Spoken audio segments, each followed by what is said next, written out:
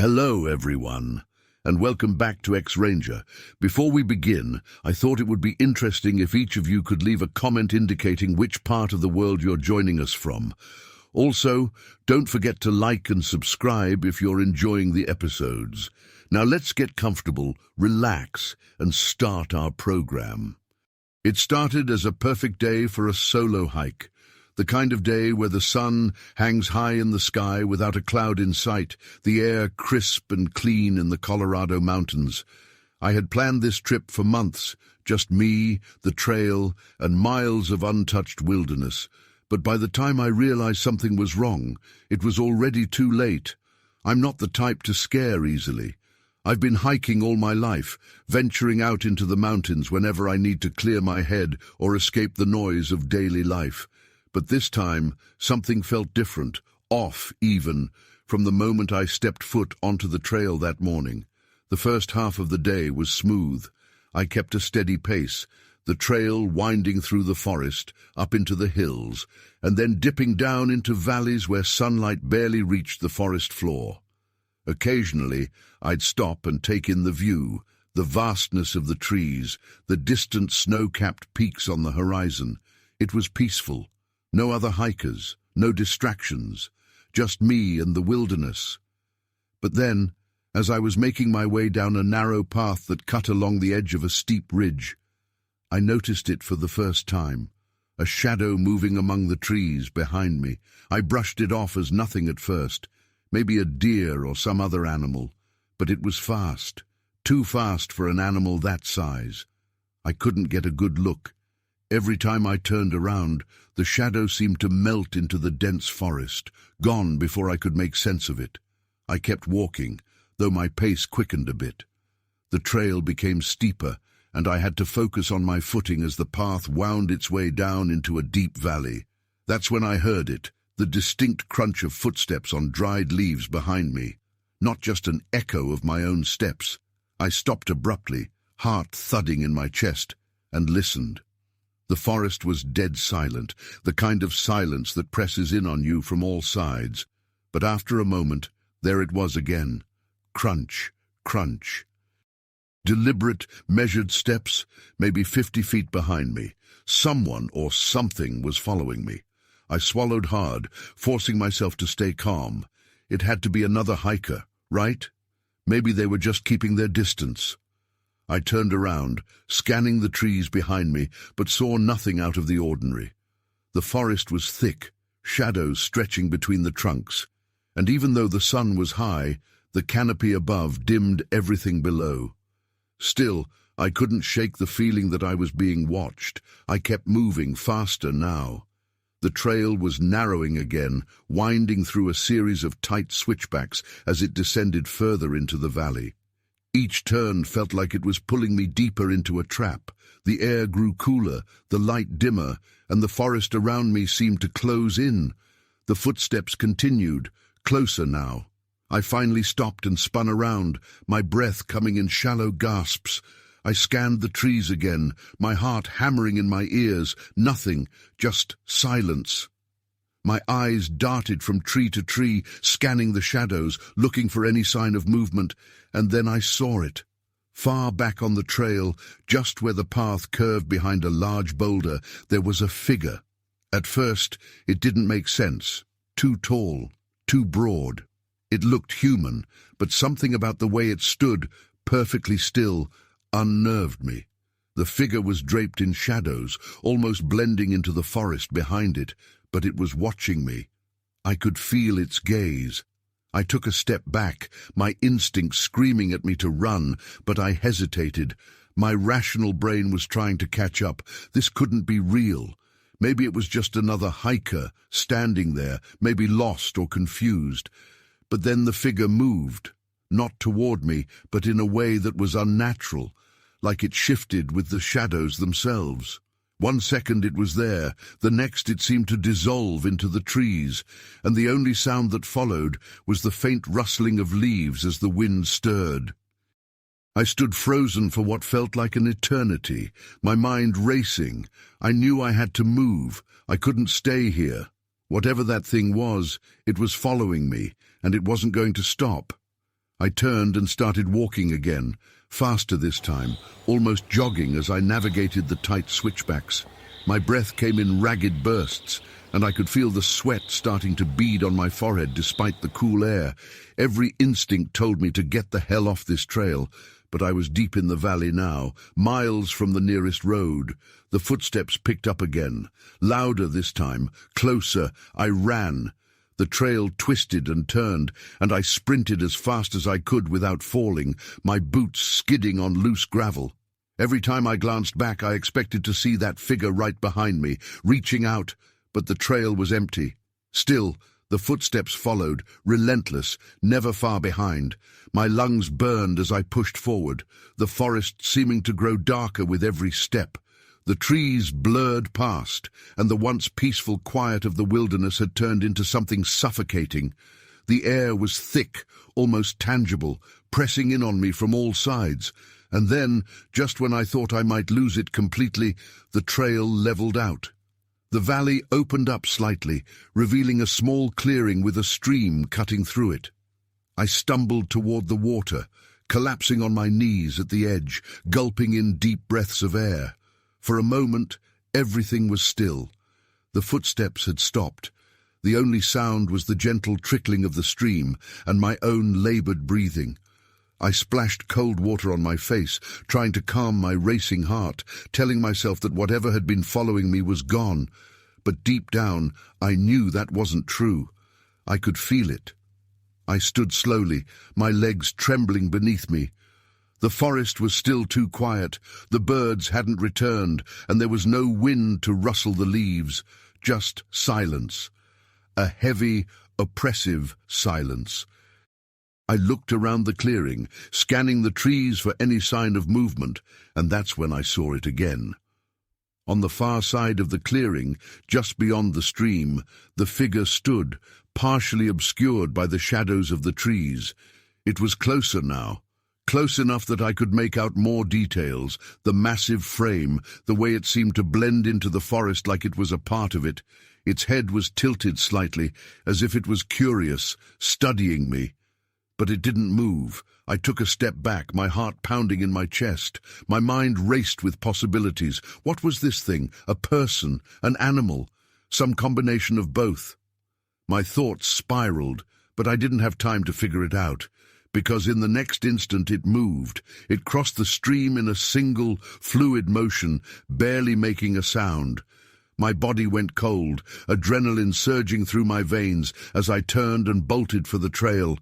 I could hear it behind me now, crashing through the underbrush, moving faster than anything should be able to. The ground blurred beneath me as I ran, every muscle in my body screaming at me to go faster, to get away. But the footsteps were gaining. I could hear its breath now, ragged and heavy, just behind me. The trees whipped past in a blur of green and brown, but all I could focus on was the sound, those relentless footsteps closing in with every second. My lungs burned, my legs screamed, but I couldn't stop. I wouldn't stop. And then, suddenly, the trail opened up. The trees thinned, and I burst into a clearing that I recognized, a trailhead, not far from where I had started earlier that day. I could see my car parked in the distance, sunlight glinting off the roof. I didn't slow down. I sprinted toward the car, my hand already fumbling for the keys in my pocket. The footsteps were right behind me now, so close I could feel the ground shaking beneath my feet. I reached the car, yanking the door open and diving inside. My hands shook as I jammed the key into the ignition, the engine roaring to life, just as something slammed into the back of the car with a force that rocked the entire vehicle. I didn't look back.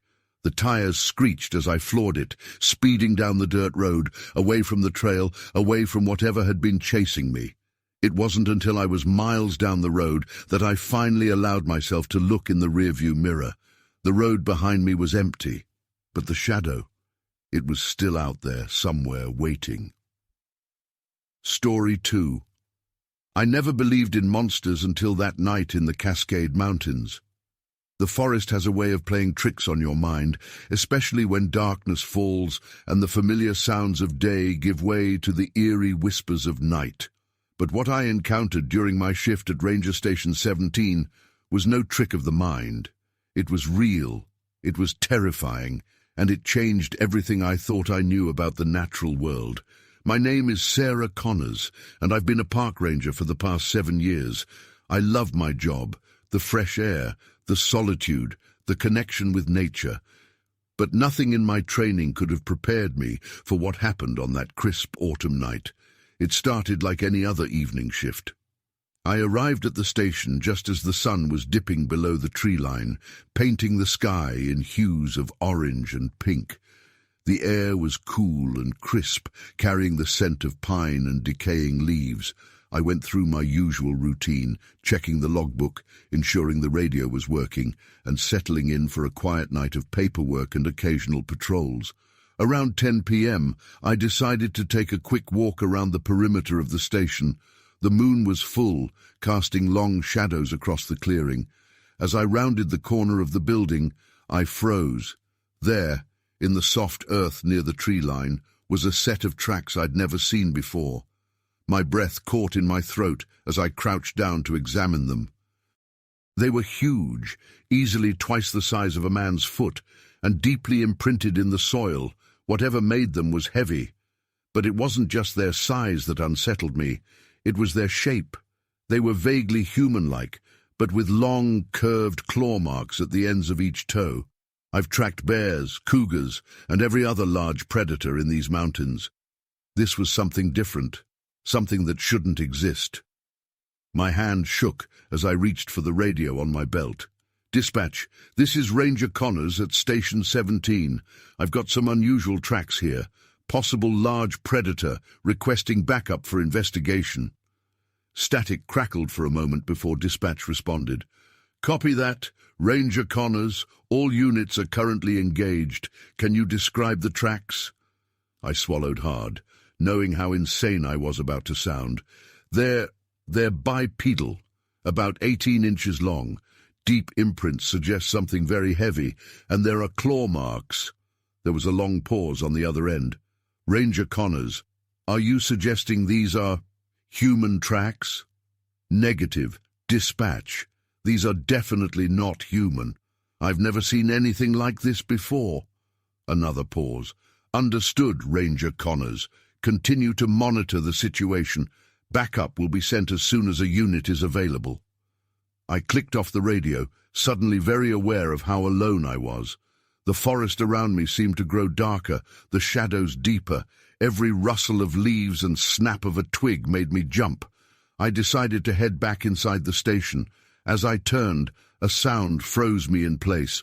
It was a low, guttural growl that seemed to come from everywhere and nowhere at once. It was unlike anything I'd ever heard. Not a bear, not a cougar, not any animal I knew. It was primal, ancient, and terrifying. My heart pounding, I sprinted back to the station, slamming the door behind me. I grabbed my rifle from the gun safe, my hands shaking as I loaded it. Part of me felt ridiculous. I was a trained ranger, armed and in a secure building, but another part, a more primal part, knew I was in danger. For the next hour, I sat in tense silence, straining my ears for any sound outside. The forest had gone eerily quiet, as if every creature was holding its breath. Then, at precisely 11:47 p.m., I remember looking at my watch. I heard it, a scream, but not a human scream. It was something between a roar and a howl, filled with such rage and hunger that it made my blood run cold. It echoed through the mountains, seeming to shake the very walls of the station. I scrambled to the window, peering out into the moonlit clearing, and that's when I saw it. At the edge of the trees, partially obscured by shadow, stood a figure. It was enormous, at least 8 feet tall, with a broad, muscular frame covered in dark fur. Its arms were too long for its body, ending in hands tipped with wicked claws. But it was the face that haunts me to this day. It was a twisted mixture of wolf and man, with a long snout, pointed ears, and eyes that glowed yellow in the darkness. Those eyes locked onto mine, filled with an intelligence that was anything but animal. I stumbled back from the window, my mind reeling. This couldn't be real. It had to be a mistake, a hallucination, anything but what it appeared to be. But deep down, I knew. I was looking at something that shouldn't exist, something that defied everything I thought I knew about the natural world. The creature let out another bone-chilling howl and began to move towards the station. Its gait was unnatural, a loping run that ate up the distance with frightening speed. I raised my rifle, my hands shaking so badly I could barely aim. "Stay back!" I shouted, my voice cracking with fear. "I'm warning you!" The creature paused, tilting its head as if considering my words. For a moment, I dared to hope it might retreat. Then it bared its teeth, rows of razor-sharp fangs designed for tearing flesh, and charged. I fired, the sound of the shot deafening in the small station. The creature stumbled, roaring in pain and rage, but it didn't fall. Instead, its eyes blazed with fury as it renewed its charge. I fired again and again, each shot finding its mark, but the creature kept coming. It reached the door, wood splintering under its massive claws. I backed away, my rifle clicking empty, realizing with horror that I was out of ammunition. In desperation, I grabbed the kerosene lantern from my desk and hurled it at the creature just as it burst through the door. The lantern shattered, dousing the beast in flaming oil. It reared back, howling in agony, its fur blazing. I seized my chance, bolting past the flaming creature and out into the night. I ran harder than I've ever run in my life, branches whipping my face, roots threatening to trip me at every step. Behind me, I could hear the creature's enraged roars, growing fainter as I put distance between us. I don't know how long I ran. It felt like hours. Eventually, I stumbled onto a logging road, collapsing to my knees, gasping for breath. In the distance, I could see headlights approaching. It was the backup I had requested, arriving far too late. As I sat there, waiting for the vehicle to reach me, I tried to process what had happened. I'm a rational person, trained to observe and report. But what I saw that night defied rationality. It defied everything I thought I knew about the world. The official report reads, "Encounter with unidentified large predator." My superiors listened to my story with skeptical expressions, clearly believing I had been confused or frightened by a bear. The ruins of the station were attributed to a forest fire, likely caused by my dropped lantern. But I know what I saw. I know what chased me through those dark woods. And I know that somewhere out there, in the vast wilderness of the Cascade Mountains, something is lurking, something that blurs the line between legend and reality, something that waits in the shadows, watching and hungry. I still work as a ranger. I still love the forests and mountains, but now, when night falls and the shadows grow long, I find myself listening, waiting, wondering if I'll hear that bone-chilling howl again, and hoping, with every fiber of my being, that I never do, because now I know the truth. Monsters are real, and they're closer than we ever dared to imagine. Story 3. The first time I heard it, I thought it was a joke. You know, some kind of prank, maybe a distant engine or an echo carrying from the mountains. But the second time, there was no mistaking it. That roar didn't belong to anything I could explain, and it was a sound I'd never forget. I should probably back up a little. It was supposed to be a relaxing weekend. My girlfriend Sarah and I had driven out to Utah for a much-needed escape from work and city life. Just us and the wide-open wilderness. The plan was simple. Pitch a tent by the river, hike during the day, and roast marshmallows by the campfire at night. We'd done this a dozen times before, and this spot was perfect. Far enough off the beaten path that we wouldn't be bothered, but close enough to a trail that we could get back to civilization if we needed to. We'd set up camp in the late afternoon. Sarah was busy unpacking the cooler, arranging our food and supplies, while I worked on getting the fire started. The valley stretched out in front of us, a vast expanse of rugged rock formations and thick forests that climbed up the mountains on either side. The only sounds were the gentle rustle of the wind and the occasional call of a bird. It felt like we were completely alone in the world, and that was exactly what I wanted. After everything was set up, we decided to explore a bit before it got too dark. The trail nearby wound through a dense patch of forest before opening up onto a ridge that overlooked the valley. The view from up there was breathtaking, the kind of landscape that makes you feel small in the best way possible. We stood there for a while, just soaking it in, the wind brushing through our hair as the sun started to dip behind the mountains. "I could stay here forever," Sarah said, leaning into me. "Yeah," I murmured, wrapping an arm around her shoulders. "Me too." That's when we heard it, the roar. It came from deep in the valley below, this deep, rumbling sound that made the ground beneath my feet vibrate. It was low at first, almost like a distant thunderstorm, but then it rose, louder and more guttural, the kind of noise that makes every hair on the back of your neck stand up. It didn't sound like any animal I'd ever heard, and I'd spent my fair share of time out in the wild. Sarah stiffened beside me. "What the hell was that?"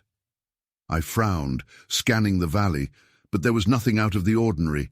No movement, no sign of wildlife, just the same rocky terrain and endless trees. "Maybe a bear," I guessed, though I knew it didn't sound right. "That didn't sound like a bear." Sarah's voice was tight. "Or a mountain lion."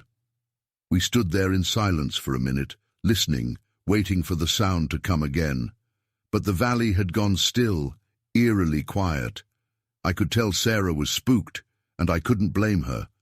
Something about that roar had set me on edge too. "Come on," I said, forcing a smile. "Let's head back to camp. It's probably nothing." Sarah nodded, though she kept glancing back over her shoulder as we made our way down the trail.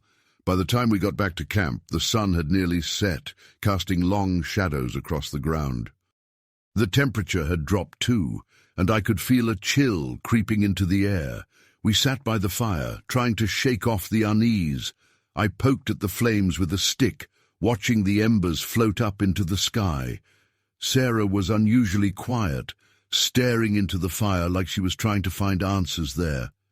"Do you think we should be worried?" she asked after a while. I shook my head. "Nah, we're in the middle of nowhere. Could have been anything." I wasn't sure I believed that, but I didn't want to freak her out even more. We'd planned this trip to relax, and I wasn't going to let some strange noise ruin that. But as the night wore on, that roar kept playing in my mind. I found myself glancing at the dark edges of the forest more than I'd like to admit, my ears straining for any sound beyond the crackling of the fire. The wilderness, once peaceful and inviting, now seemed full of hidden dangers. Around midnight, we finally decided to call it a night. Sarah crawled into the tent first, while I doused the fire and zipped up the gear. The moon hung high above us, casting an eerie silver light over the camp. I stood there for a moment, looking out at the valley, the same unsettling feeling from earlier creeping back. Then, just as I was about to crawl into the tent, I heard it again. That roar. This time, it was closer. I froze, my blood running cold. The sound echoed through the valley, bouncing off the rocks and trees, but there was no mistaking it. Whatever was out there, it was moving, and it was getting closer. "Mike?" Sarah's voice came from inside the tent.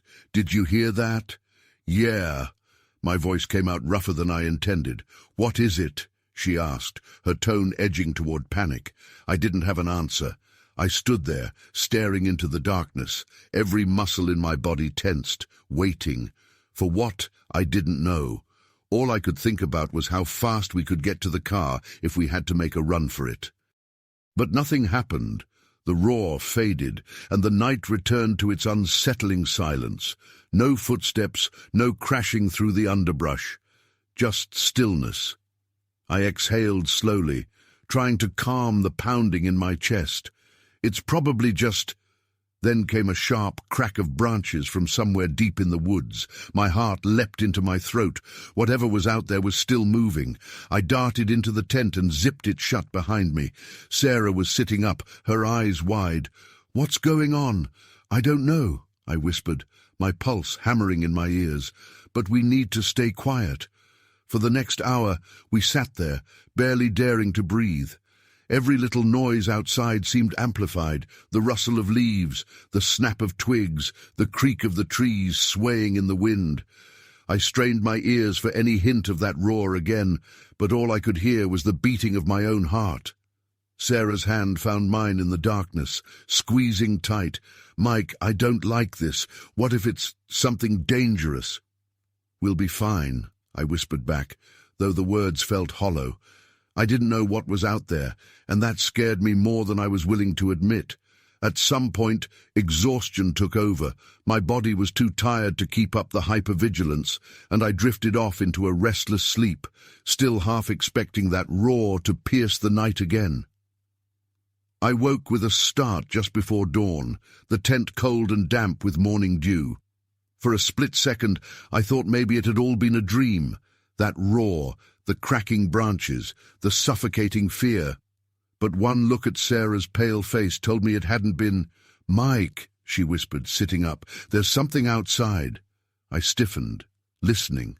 Sure enough, there it was, the unmistakable sound of movement, slow, deliberate footsteps crunching through the underbrush just beyond our camp. My mind raced. What the hell was it? A bear? Some other animal? But that roar, it didn't match anything I'd ever heard, and whatever was out there now, it was too big, too heavy.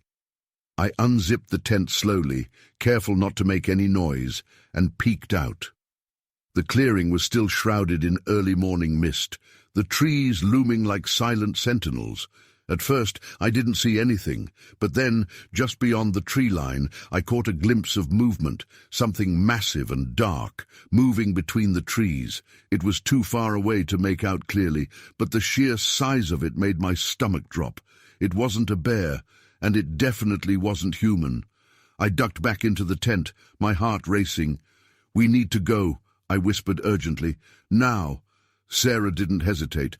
We threw on our shoes, grabbed the essentials, keys, water, phone, and zipped out of the tent as quietly as we could.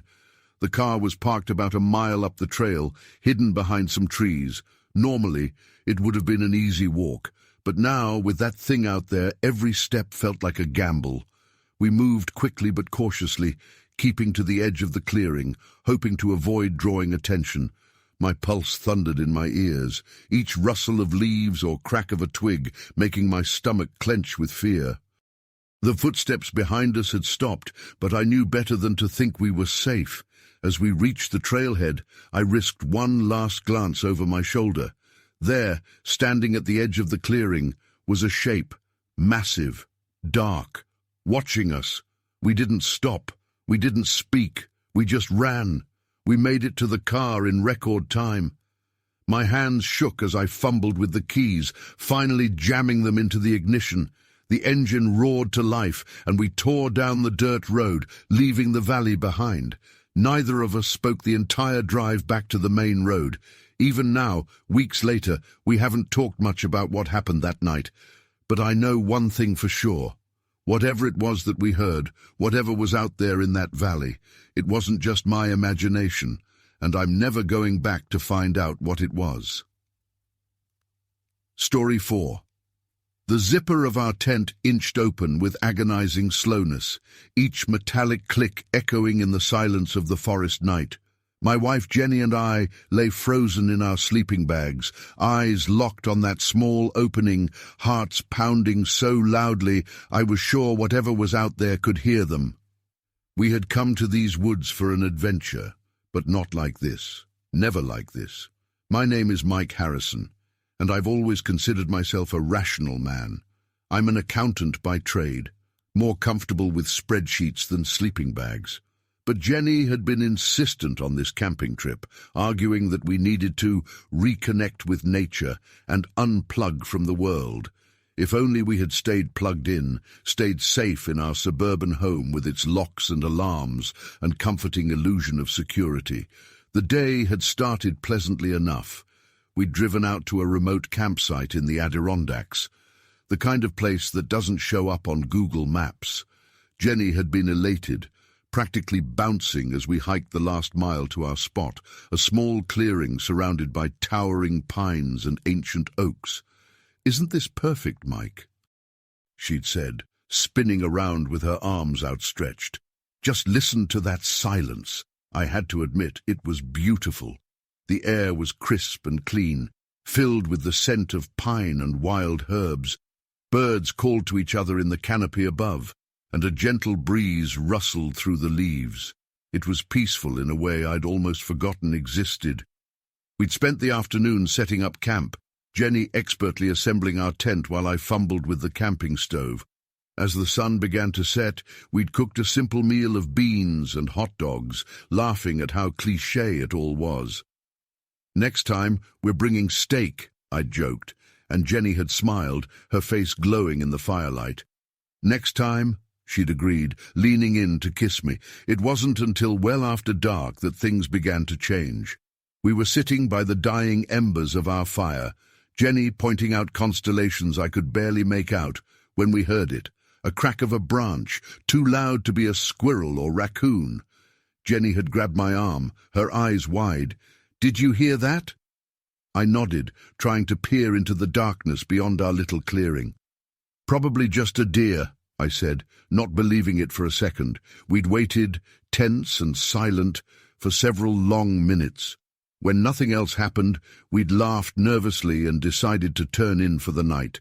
But as we zipped ourselves into our tent, I couldn't shake the feeling that we were being watched. Sleep came fitfully, if at all. Every rustle of leaves, every distant hoot of an owl jolted me awake. Jenny tossed and turned beside me, clearly as unsettled as I was. And then, sometime in the early hours of the morning, we heard it again. Crack, snap. The unmistakable sound of something large moving through the underbrush. And it was close. Jenny's hand found mine in the darkness, squeezing so tight it hurt. We lay there, barely breathing, as the sounds grew closer. Heavy footsteps, more branches snapping. And then a low, rumbling growl that was like nothing I'd ever heard before. "Mike," Jenny whispered, her voice trembling. "What is that?" I opened my mouth to respond, to offer some comforting lie, when a massive shadow fell across our tent. Whatever was out there, it was big, much bigger than a person. The footsteps circled our tent slowly, deliberately. I could hear sniffing, loud and animal-like. My mind raced through possibilities. Bear, mountain lion, wolf. But none of them felt right. This was something else entirely. And then it stopped, directly in front of our tent flap. For a moment, there was complete silence. Even the forest seemed to be holding its breath. That's when the zipper began to move. Now, as I watched that small opening grow larger, I'm paralyzed with fear. Jenny's grip on my hand is painful, but I barely notice. All I can focus on is that zipper and the massive shadow looming behind it. The opening is about halfway now, and I can smell something, a strong, musky odor that makes my nose wrinkle. It's not the scent of any animal I know. It's wilder, more primal. Suddenly, a huge, hairy hand thrust through the opening. It's easily twice the size of my own, covered in dark, coarse fur, with claws that look sharp enough to tear through metal. Jenny lets out a strangled gasp beside me, and I clamp my other hand over her mouth, praying the creature didn't hear. But it did. The hand pauses, then slowly, almost curiously, begins to feel around the inside of the tent. I watch in horror as those massive fingers brush against our backpacks, our shoes, coming closer and closer to where we lay. In that moment, survival instinct kicks in. With a surge of adrenaline, I lunge forward, grabbing the first thing I can reach, our heavy-duty flashlight. As the creature's hand moves towards Jenny, I swing with all my might. The flashlight connects with a sickening thud. There's a roar of pain and rage that shakes the very ground, and the hand withdraws rapidly. I hear the creature stumbling back, growling and snorting. "Run!" I yell to Jenny, already scrambling for the tent opening. We burst out into the night, the cool air hitting us like a slap to the face. And there, illuminated by the full moon, we see it. The creature is massive, at least 8 feet tall, with a broad, powerful build. It's covered in dark fur, matted and tangled in places. But it's the face that stops my heart cold. It's not quite human, not quite animal, but some terrible combination of both. The snout is elongated, filled with sharp teeth bared in a snarl. The eyes, though, the eyes are almost human, filled with an intelligence and rage that makes my blood run cold. For a split second, we all freeze, Jenny and I staring at the creature staring back at us. Then it lets out another ear-splitting roar and charges. "Go! Go!" I scream, pushing Jenny ahead of me. We plunge into the dark forest, branches whipping our faces, roots threatening to trip us at every step. Behind us, I can hear the creature crashing through the undergrowth, gaining on us with every stride. Jenny stumbles, and I grab her arm, yanking her back to her feet. "Don't stop!" I gasp, my lungs burning. "Keep running!" We run blindly through the woods, with no idea where we're going. All I know is that we need to put as much distance between us and that thing as possible. The sounds of pursuit are getting closer, the creature's growls and snarls filling the air. Just when I think we can't run any further, I see a glimmer of hope. Ahead, barely visible in the dim moonlight, is a sheer rock face. And there, at its base, is a narrow opening, a cave. "There!" I point, using the last of my energy to sprint towards it. We reach the opening just as I hear the creature break through the tree line behind us. Without hesitation, we squeeze through the narrow entrance, pressing ourselves as far back into the cave as we can go. The creature reaches the cave entrance seconds later. It roars in frustration, too large to fit through the opening. I watch in terror as it claws at the rock, sending showers of sparks into the night air. But the opening holds. For what feels like hours, the creature rages outside our sanctuary. It paces back and forth, occasionally trying to reach in with those massive arms. But eventually, as the first light of dawn begins to creep over the horizon, it retreats back into the forest with a final, mournful howl. Jenny and I stay in that cave long after the sun has fully risen, too terrified to move. When we finally summon the courage to emerge, we find our campsite destroyed, our tent shredded, claw marks gouged deep into the surrounding trees. We don't bother to salvage anything. We just run, following the rising sun until we reach a road. A passing truck driver, seeing our wild-eyed, scratched-up state, takes pity on us and gives us a ride back to civilization. The authorities don't believe our story, of course. They talk about bear attacks, about the tricks fear can play on the mind. They send rangers to investigate, but find nothing more than some unusual tracks and our destroyed campsite. But Jenny and I know what we saw. We know what chased us through those dark woods, and we know that somewhere out there, in the vast wilderness, something is lurking. Something that defies explanation, that blurs the line between legend and reality. We don't go camping anymore. We've moved to the city, surrounded by the comforting sounds of traffic and sirens. But sometimes, on quiet nights, I find myself listening, waiting. And I wonder if, someday, I'll hear that bone-chilling roar again, because now I know the truth. The wilderness holds secrets, and some of them have teeth. Story 5. The trail had been officially closed for days. "Dangerous wildlife activity," the sign read, nailed to a post at the entrance, half hidden by overgrown bushes. But that didn't stop people from sneaking in, driven by curiosity, thrill-seekers, or just plain stupidity. As a park ranger, it was my job to keep them out. But tonight, as I patrolled the deserted trail, I wasn't sure who or what I was really trying to protect. I've been a ranger for almost 8 years, and I've seen a lot. Bears rummaging through trash, mountain lions lurking a little too close to campers, the occasional idiot thinking it was a good idea to climb cliffs after a few beers. But this was different. For the past 2 weeks, we'd been getting reports of something large moving through the woods, leaving behind a trail of destruction. Trees knocked down, branches snapped clean off, and in some cases, entire sections of the forest floor, torn up like a giant hand, had scooped it out. The wildlife had changed, too. The usual sounds of birds and small critters scurrying through the brush had been replaced with a kind of unnatural silence, the kind that makes the hair on the back of your neck stand up. The first time we sent a team to investigate, they came back empty-handed.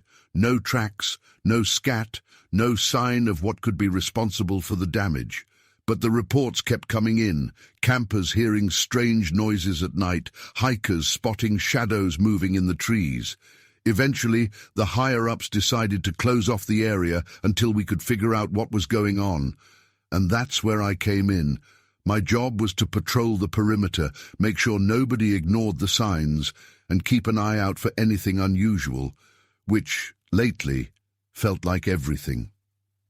It was early evening when I started my shift, the sun just beginning to sink behind the mountains. The sky was streaked with pink and orange, and a light breeze rustled the trees. On any other night, it would have been peaceful, but tonight there was that tension in the air again, the kind I couldn't quite shake. I was walking along the old logging road that led into the heart of the closed-off area, my flashlight bobbing in front of me as the light faded.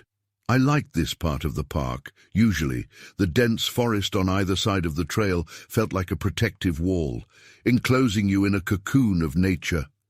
But as I walked, that familiar sense of comfort was gone, replaced by something else. Something was watching me. I couldn't see it, couldn't hear it, but I felt it. I quickened my pace, the gravel crunching under my boots, the sound unnaturally loud in the stillness. I told myself I was just being paranoid, that the reports had gotten under my skin, but deep down, I knew better. About a mile in, I reached a bend in the trail where the trees grew thicker, their branches weaving together overhead like a canopy. It was darker here, the last of the sunlight barely reaching through the leaves. I stopped for a moment, listening, and that's when I heard it. A low, deep growl, coming from somewhere off to my left. Not a bear, not a mountain lion, something deeper, more guttural, the kind of sound that doesn't belong in these woods. My hand instinctively went to the radio clipped to my belt, but I hesitated. What was I going to say? That I heard something, that I was spooked by a noise. I'd never live it down, so I stayed quiet, listened, waited. For a minute, there was nothing, just the wind in the trees, the creak of branches swaying overhead. But then, from the same direction, I heard it again, footsteps. Heavy, deliberate footsteps, moving through the underbrush, coming closer. I pointed my flashlight toward the sound, the beam cutting through the darkness. "Hello!" I called out, my voice sounding smaller than I intended. "Anyone out there?" No answer. Just the steady, crunching footsteps.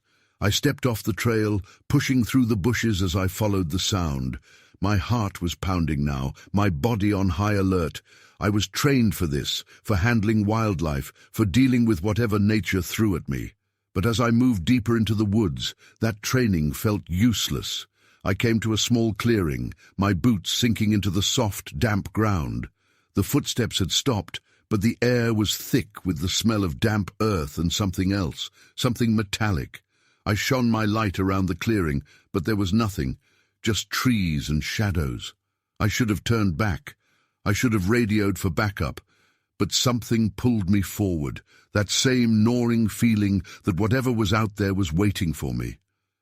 I took a few more steps, my flashlight catching on something glinting in the dirt. I crouched down, my breath catching in my throat. Blood. It was smeared across the leaves and grass, fresh and dark, too much to be from an animal.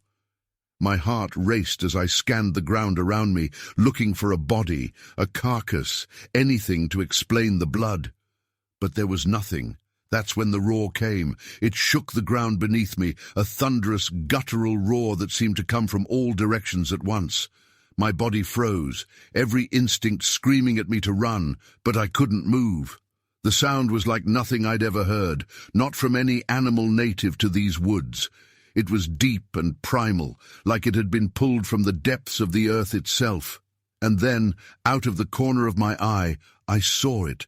A shadow, massive, hulking, moving between the trees on the edge of the clearing. It was too quick for me to get a good look, but it was big, bigger than a bear, bigger than any predator I'd seen in this area. My stomach dropped as I realized it wasn't moving away. It was circling me. My breath came in shallow gasps as I backed up slowly, my flashlight shaking in my hand. I kept the beam trained on the trees, but the shadow was gone. I couldn't hear it anymore, but I knew it was still there. Watching. Waiting. I took another step back, and the ground gave out beneath me. I tumbled backward, crashing into the dirt as I landed hard at the base of a small slope.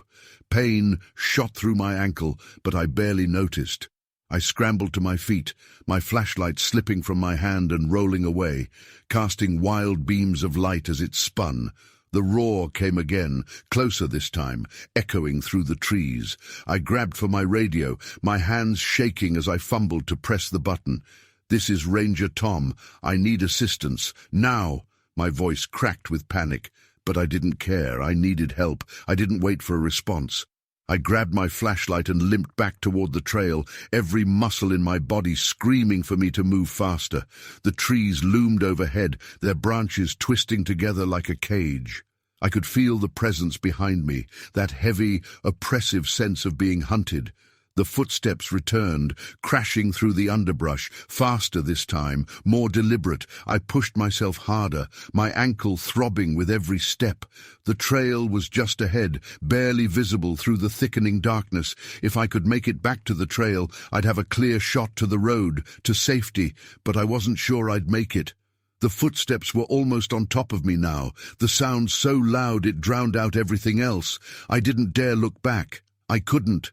I kept running, my lungs burning, my legs shaking, until finally I broke through the trees and onto the trail. I stumbled, my flashlight clattering to the ground as I hit the dirt. For a moment I just lay there, gasping for breath, my entire body trembling. The footsteps had stopped. The roaring had stopped. It was just me and the quiet night, but the silence wasn't comforting. I slowly pushed myself to my feet, my ankles screaming in protest as I hobbled forward. The road was only half a mile away. I could make it. I had to make it. But then, from behind me, I heard the sound I'd been dreading, the slow, deliberate crunch of footsteps on the trail. It was still following me. I didn't think, I just ran, my body screaming in protest with every step. The road came into view, the soft glow of the ranger station's lights just visible in the distance. I pushed myself harder, the sound of footsteps growing louder, closer, until I could almost feel its breath on the back of my neck. But I didn't stop. I burst out of the trees and onto the road, my feet pounding the pavement as I sprinted toward the station. The footsteps behind me stopped abruptly, but I didn't dare look back. I didn't stop running until I was safely inside the station, the door locked behind me. I collapsed onto the floor, gasping for breath, my heart racing. The radio crackled to life, a voice on the other end asking if I was okay, if I needed help. But I couldn't respond. All I could think about was the sound of those footsteps, and the shadow in the trees, and the knowledge that whatever it was still out there. Waiting. Story 6. I've always believed that a photograph captures more than just light and shadow. It can freeze a moment in time, revealing truths hidden from the naked eye. But on that fateful day in the Ozark Mountains, my camera captured something that shook me to my very core, something that shouldn't exist, something that hunts in the shadows of our world. My name is Tom Reeves, and I've been a wildlife photographer for over 2 decades. I've trekked through jungles, deserts, and tundras, capturing images of Earth's most elusive creatures. But nothing could have prepared me for what I encountered in those mist-shrouded hills. It was early October, and I'd come to the Ozarks chasing rumors of a rare species of cougar that had been spotted in the area. The forests were ablaze with autumn colors, the air crisp and filled with the scent of decaying leaves. I'd set up my blind on the edge of a small clearing, settling in for what I expected to be a long, uneventful wait. As the sun began to set, painting the sky in brilliant hues of orange and pink, I heard it, a rustling in the underbrush, too heavy to be a deer or coyote. My heart raced with anticipation. Could this be the elusive cougar? I raised my camera, finger poised on the shutter button. The rustling grew louder, and I held my breath, waiting for the perfect shot.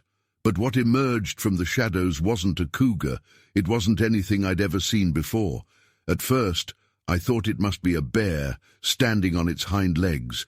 But as it moved into the clearing, I realized with a jolt of fear that this was something else entirely. It walked on 2 legs with an eerily human gait, but its body was covered in thick, matted fur.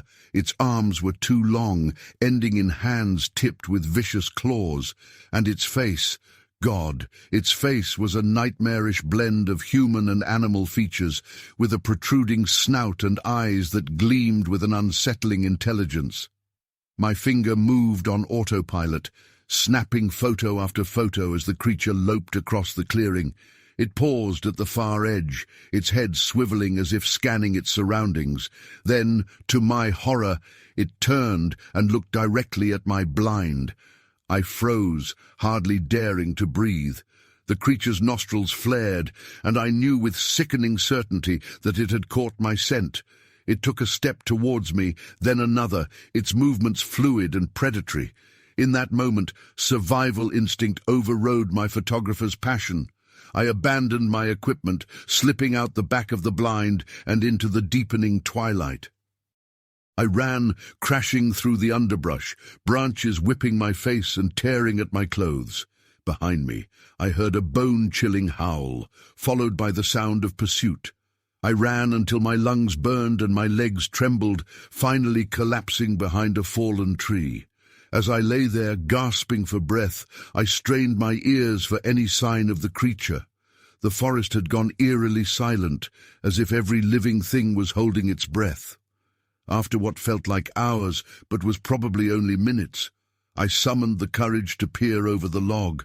The forest was still, bathed in the eerie blue light of dusk. There was no sign of my pursuer. Shakily, I got to my feet and began to make my way back to my campsite. Every snapping twig, every rustle of leaves sent a jolt of fear through me.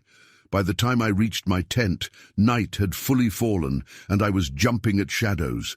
I didn't sleep that night. I sat huddled in my tent, clutching my hunting knife, ears straining for any sound of approach. When dawn finally broke, I packed up camp in record time and headed for civilization.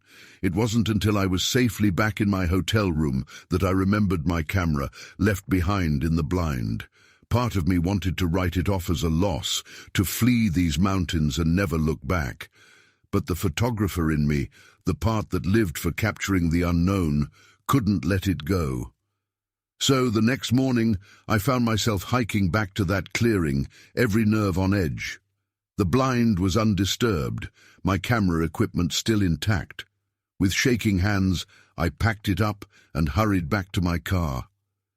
It wasn't until I was home, in the safety of my darkroom, that I dared to look at the photos I'd taken. As the images emerged from the chemical bath, I felt a chill run down my spine. There, in stark black and white, was proof that I hadn't imagined it all. The creature was terrifyingly real, its features even more unsettling in the frozen moment of the photograph. But it was the eyes that haunted me the most. They stared out from the print with an almost human awareness, filled with a hunger that made my blood run cold. I spent days poring over those photos, analyzing every detail. I compared them to known species, searched cryptozoology forums, even reached out to a few trusted colleagues, but no one could explain what I'd captured on film. As the weeks passed, I found myself unable to shake the memory of that encounter. I couldn't focus on my work, jumping at every shadow, seeing those hungry eyes in my dreams. I knew I had to go back, to find answers or proof or something. So, a month after my first encounter, I found myself back in the Ozarks. This time, I came prepared. I had better camping gear, a satellite phone, and even a small caliber pistol, though I prayed I wouldn't need to use it. I set up camp near the original clearing, but this time I didn't use a blind. Instead, I rigged up several motion-activated cameras around the area. If the creature returned, I'd capture it on film without putting myself at risk. For 3 days and nights, I waited. The cameras caught plenty of ordinary wildlife, deer, raccoons, even a bobcat, but there was no sign of the bipedal creature I'd encountered before. On the 4th night, as a full moon rose over the mountains, I woke to the sound of one of my proximity alarms. Something had triggered a camera close to my camp. Heart pounding, I slipped out of my tent, pistol in one hand, flashlight in the other. The forest was bathed in silvery moonlight, shadows dancing between the trees. I swept my flashlight in a slow arc, searching for any sign of movement. And then I saw it. At the edge of my camp, half hidden behind a massive oak, stood the creature. It was even larger than I remembered, its fur silvered by the moonlight.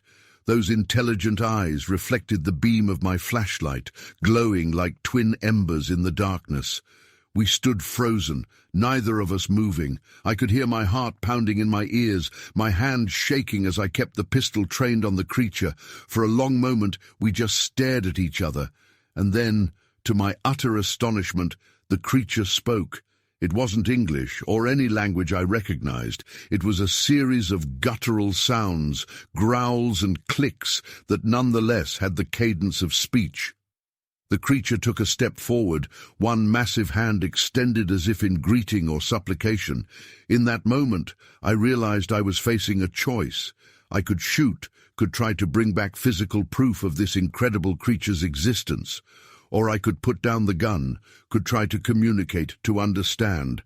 The creature took another step forward. I saw those deadly claws, remembered the terror of being chased through the dark woods. My finger tightened on the trigger, but then I met its eyes again, and in them I saw something I never expected, fear. This creature, this impossible being, was as afraid of me as I was of it. Slowly, deliberately, I lowered the gun. The creature's posture relaxed slightly, and it made that strange sound again. This time, I could have sworn there was a note of relief in it. For the next hour, we engaged in a bizarre form of communication. I spoke softly in English. The creature responded with its growls and clicks. We never got close enough to touch, but by the end, I felt a strange sort of connection with this being. As the sky began to lighten with the first hints of dawn, the creature retreated back into the forest. It paused at the tree line, looking back at me one last time. I raised my hand in farewell, and to my amazement, it mimicked the gesture before disappearing into the shadows. I never saw the creature again, though I returned to those mountains many times over the years. The photos I took that first night remain locked away, seen only by a trusted few. I've been offered millions for them, been called a fraud and a fool for not releasing them. But I made a choice that night in the moonlit forest, a choice to protect something miraculous, something that challenges everything we think we know about our world. Because sometimes the greatest shot is the one you don't take. The Ozarks hold many secrets, and some of them, I've learned, are best left unshared. Story 7. I always thought I was the type who could handle a night alone in the woods. I craved the solitude, the peace that came from being disconnected from everything and everyone. So, when I found that old abandoned cabin deep in the Appalachian woods, I figured it would be the perfect escape. A little creepy, sure, but that's what made it exciting. Or at least, that's what I told myself. It's funny how fast excitement turns to fear when you hear something circling the place in the dead of night. I had heard about the cabin from a friend, one of those stories passed around at bars after a few drinks. It wasn't on any map, but if you knew the right trails to take, you could find it nestled between the trees, a relic from some forgotten era. It's old and run down, but it's sturdy, my friend had said. A perfect place if you want to get away from everything for a while. That's exactly what I needed. Life had been grinding me down lately. Too much work, too much noise, too many people. So I packed up some gear, just enough for a night, and headed out into the mountains, eager for a break. The hike wasn't easy. The trail leading to the cabin was overgrown, barely visible in places, and I had to rely on memory and a half-faded hand-drawn map to find my way. After about 4 hours of hiking, I finally saw it through the trees, a small, weathered structure with a sagging roof and walls that had seen better days. But it was standing, and more importantly, it was empty. The place was isolated, no sounds of distant roads, no cell signal, just the wind through the trees and the occasional rustle of leaves as some small creature scurried through the underbrush. Perfect. I pushed open the door with a groan of rusted hinges and stepped inside. Dust hung in the air, catching in the beams of sunlight that filtered through cracks in the walls. There was a single room, a small fireplace, and a couple of broken-down chairs. No electricity, no running water, just what I expected. I tossed my pack onto the floor and stretched my aching legs, already feeling the tension of the world slipping away. I spent the rest of the afternoon setting up. I gathered firewood from around the cabin, cleared out the old fireplace, and even managed to clean off one of the chairs enough to sit in. By the time dusk settled, I had a fire going and the place felt almost cozy. I sat in that old chair, my boots kicked up on the edge of the hearth, and watched the flames dance in the fading light. For a while, everything was perfect. I could feel the warmth of the fire, the steady crackle of the logs filling the silence. It was just me, the woods, and the night. Exactly what I wanted. Then, right as the last light of day disappeared beyond the trees, I heard it, a thud, low and heavy, from somewhere outside. I sat up, heart skipping a beat. I listened, straining to hear over the crackling of the fire. At first, there was nothing. Just the wind rustling the trees outside. I almost convinced myself it was nothing more than a falling branch. Then I heard it again, another thud, closer this time, like something was moving around the cabin. I got up and moved to the window, peering through the dirty glass. It was dark outside, but the firelight from the cabin cast a faint glow on the surrounding trees. I couldn't see anything, but that didn't stop the knot of anxiety from tightening in my gut. Probably just a deer, I muttered to myself, trying to stay calm, or a raccoon, maybe a bear. But then came another noise, a long, scraping sound, like something heavy dragging across the ground just outside the cabin wall. My heart started pounding, my palms slick with sweat. I grabbed the flashlight from my pack and pointed it out the window, sweeping the beam across the clearing. The light flickered, barely cutting through the darkness. Nothing, no movement, no glowing eyes reflecting back at me, just silence. But I could feel it. Something was out there, watching. I turned away from the window, suddenly hyper-aware of how vulnerable the cabin was. The walls were thin, the door barely latched. If something, or someone, wanted to get in, they could, and I'd be trapped inside. The fire popped loudly, making me jump. I cursed under my breath and forced myself to sit back down, trying to calm my nerves. "It's fine," I whispered, more to myself than anything. "It's just the woods. Things make noise. You're alone, that's all." But the noises didn't stop. Footsteps, heavy, deliberate, circling the cabin, first from the right, then the left, then they stopped. Silence again. The kind of silence that presses in on you, thick and suffocating, like the woods were holding their breath. I grabbed the hatchet I'd brought for chopping firewood and stood by the door, every muscle in my body tense. My mind raced with possibilities. Was it a bear, a person, or something else, something bigger, something worse? I didn't know what terrified me more, the idea of a wild animal, or the thought that there might be someone out there, waiting for the right moment to try and break in. Then came the growl, low, deep, the kind of sound that vibrates in your chest. It wasn't like any animal I'd ever heard before. It was too controlled, too purposeful, like it was meant for me, a warning. I backed away from the door, my heart pounding in my throat. The growl came again, louder this time, and closer. It sounded like it was right on the other side of the wall. I didn't think, I just acted. I ran to the window, flashlight in one hand, hatchet in the other, and threw open the shutters. I pointed the light into the darkness, my pulse roaring in my ears. The beam caught something, a shape moving between the trees, too fast to make out any details, but big, bigger than a person. My breath caught in my throat as the light flickered, then cut out completely, plunging me into darkness. I scrambled back, my back hitting the wall as I clutched the hatchet to my chest, staring at the window. I could hear it again, moving around the cabin, heavy footfalls crunching in the underbrush. The fire was dying, the light fading, and the temperature in the cabin seemed to drop with it. My hands shook as I crouched by the hearth, throwing more logs onto the fire, desperate for the warmth, for the light. Anything to keep whatever was out there at bay. Then, just as suddenly as the noises started, they stopped. The silence was so abrupt, it was jarring. I stood there, frozen, listening for any sign of movement. But there was nothing. No footsteps, no growls, just the faint crackle of the fire and the sound of my own ragged breathing.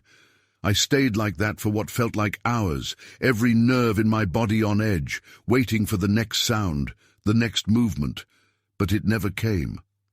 Eventually, exhaustion set in. My body was drained, my mind racing with too many thoughts to make sense of. I sat by the fire, the hatchet still clutched in my hand, and waited for the sun to rise. When dawn finally broke, the first rays of sunlight filtering through the cracks in the cabin walls, I stood up and cautiously opened the door. The woods looked peaceful, normal even, bathed in the soft morning light. But something was wrong. The air was thick with a strange, metallic scent, the same smell I had noticed the night before. I stepped out into the clearing, my boots sinking into the damp earth. There, in the dirt, were tracks.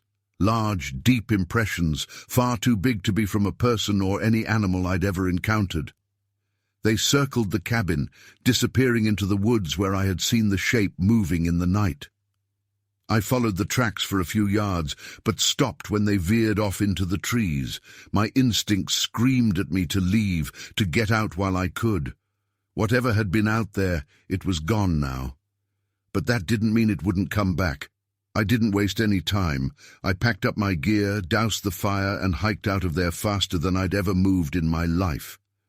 I've thought about that night a lot since then. What was out there? An animal? Something else? I don't know, but I do know one thing. I'm never going back to that cabin, and I'm never spending another night alone in the woods again.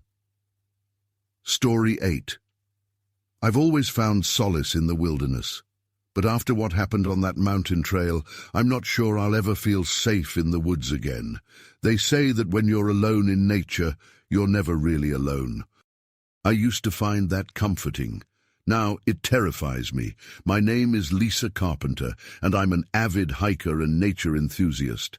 At least, I was. Everything changed during a solo trek in the Appalachian Mountains last fall. What started as a peaceful day hike turned into a nightmare that still haunts my dreams. It was a crisp October morning when I set out on the trail. The air was filled with the scent of pine and decaying leaves, and the forest was a riot of reds and golds. I'd chosen a challenging route, one that would take me deep into the backcountry. I loved the solitude, the chance to clear my head and reconnect with nature. The first few hours were blissful. I made good time, stopping occasionally to admire particularly stunning vistas or to photograph interesting flora. But as the day wore on, I began to feel uneasy. It started subtly, a prickling sensation on the back of my neck, as if I was being watched. I shook it off at first, chalking it up to an overactive imagination, but the feeling persisted, growing stronger with each passing mile. I found myself glancing over my shoulder more and more frequently, half expecting to see someone or something following me. Around midday, I paused to rest and have lunch by a small stream. As I sat on a mossy rock, munching on my trail mix, I heard a twig snap in the underbrush behind me. I whirled around, heart pounding, but saw nothing but shadows and leaves. "Hello!" I called out, my voice sounding small and uncertain in the vast wilderness. "Is someone there?" Silence was my only answer, but it was a heavy silence, pregnant with something. Anticipation. Threat. I couldn't quite put my finger on it, but it made my skin crawl. I packed up quickly, suddenly eager to be moving again. As I shouldered my backpack, I noticed something that made my blood run cold. There, in the soft mud by the stream, was a footprint. But it wasn't human, nor was it any animal track I recognized. It was large, much larger than my own boot, and oddly shaped, with what looked like long, curved claw marks at the tips of the toes. A chill ran down my spine as I stared at the print. What kind of creature could have made that? My mind raced through possibilities: bear, mountain lion, wolf, but none of them fit. This was something else entirely. I set off again, moving at a much quicker pace. The peaceful serenity of the morning hike had evaporated, replaced by a gnawing anxiety that grew with each step. The forest, which had seemed so welcoming earlier, now felt oppressive. The shadows between the trees seemed deeper, more menacing. As the afternoon wore on, the feeling of being watched intensified. Several times, I caught glimpses of movement out of the corner of my eye, only to see nothing when I turned to look. The sounds of the forest, bird calls, rustling leaves, the distant gurgle of streams seemed muted, as if the woods themselves were holding their breath. I picked up my pace, no longer stopping to admire the scenery or catch my breath. My only goal now was to reach the trailhead before nightfall, but as the sun began to dip towards the horizon, painting the sky in shades of orange and pink, I realized with growing dread that I wasn't going to make it. The first howl froze me in my tracks. It echoed through the mountains, unlike anything I'd ever heard before. It wasn't a wolf or a coyote or any other animal I could identify. It was deeper, more guttural, with an almost human quality that made the hair on the back of my neck stand up. Another howl answered the first, closer this time, and another, and another. The sounds seemed to be coming from all around me, as if I was surrounded. Panic seized me, and I broke into a run. I abandoned the trail, plunging into the underbrush in what I hoped was the direction of the trailhead. Branches whipped at my face, roots threatened to trip me, but I didn't slow down. Behind me, I could hear crashing sounds, as if something large was moving through the forest. I ran until my lungs burned and my legs felt like jelly. As I paused, gasping for breath, I realized with horror that I had no idea where I was. In my blind panic, I had lost the trail completely. The sun had set, and darkness was falling rapidly. A twig snapped nearby, and I whirled around. In the deepening gloom, I saw a pair of eyes reflecting what little light remained. They were yellow, glowing with an inner light, and they were fixed directly on me. As I watched, frozen in terror, more pairs of eyes appeared. 3, 5, 7, I lost count. They were moving closer, and now I could hear low, rumbling growls. I backed away slowly, then turned and ran again. I had no plan, no destination in mind. My only thought was to get away from those eyes, those growls. I don't know how long I ran. Time seemed to lose all meaning in the darkness of the forest. I stumbled over roots, crashed through bushes, scraped against tree trunks. All the while, I could hear my pursuers behind me, getting closer. Just when I thought I couldn't run any further, when my legs were about to give out, I saw a glimmer of light ahead. Hope surged through me, giving me a final burst of energy. I sprinted towards the light, bursting out of the tree line onto a road. A car was approaching, its headlights cutting through the darkness. I waved my arms frantically, screaming for help. The car screeched to a halt, and an older couple peered out at me in alarm. "Please!" I gasped, yanking open the back door and throwing myself inside. "Please! Drive! Now!" The man behind the wheel, bless him, didn't ask questions. He floored the accelerator, and we sped off down the mountain road. As we drove away, I turned to look out the back window. There, at the edge of the forest, I saw them, shapes darker than the surrounding night, massive and hunched. Yellow eyes gleamed in the receding taillights, and then they were gone, melting back into the shadows of the trees. The couple, John and Martha, turned out to be local bed and breakfast owners. They took me in, gave me hot tea and a chance to calm down. When I told them what had happened, they exchanged a look I couldn't quite interpret. "You're not the first to see them," John said quietly. "These mountains hold old secrets, things that most folks don't believe in anymore." "But what were they?" I asked, my hands still shaking around my mug of tea. Martha patted my hand gently. "Some things are best left unnamed, dear. Just be grateful you made it out." I filed a report with the local rangers the next day, but I could tell they didn't believe me. They talked about bear encounters, about how fear can play tricks on the mind. But I know what I saw. I know what chased me through those dark woods. I don't go hiking alone anymore. In fact, I rarely venture into the wilderness at all these days. But sometimes, on quiet nights, I find myself listening, waiting, and I wonder if someday I'll hear those unearthly howls again. Because now I know the truth. The wilderness is not empty. There are things out there, ancient and powerful, that lurk in the shadows between the trees. Things that watch and wait, and sometimes hunt. The mountains keep their secrets, and some of them have teeth. Story 9. It was the smell that got me first. Thick, rancid, like something had died and been left to rot in the summer heat. I'd been a park ranger for almost 5 years, patrolling the same stretch of dense forest in the Pacific Northwest, and I thought I'd smelled everything, but this was different. This wasn't just decay, it was something worse, something that made my stomach churn and my skin crawl the second it hit me. And the worst part, the smell was moving. It started out as a typical evening patrol. I was about halfway through my shift, hiking one of the lesser-used trails that cut deep into the woods. I liked these trails, the ones where you could go hours without seeing another person, just the quiet of the forest all around you. It was calming, peaceful, until that night. The smell hit me about a mile in. At first, I thought it was just an animal. Maybe a deer had died off the trail somewhere, and I'd stumbled into the wind's path. But it wasn't the kind of smell you could walk past and get away from. It lingered, thick in the air, following me with every step I took. I stopped, turning my head to try and pinpoint where it was coming from. The forest around me was quiet, too quiet for this time of day. Normally, you'd hear birds calling, squirrels rustling in the underbrush, maybe the occasional rustle of a deer moving through the trees. But tonight, nothing. A knot of unease tightened in my gut, and I tried to shake it off. I'd smelled dead animals before. It was part of the job.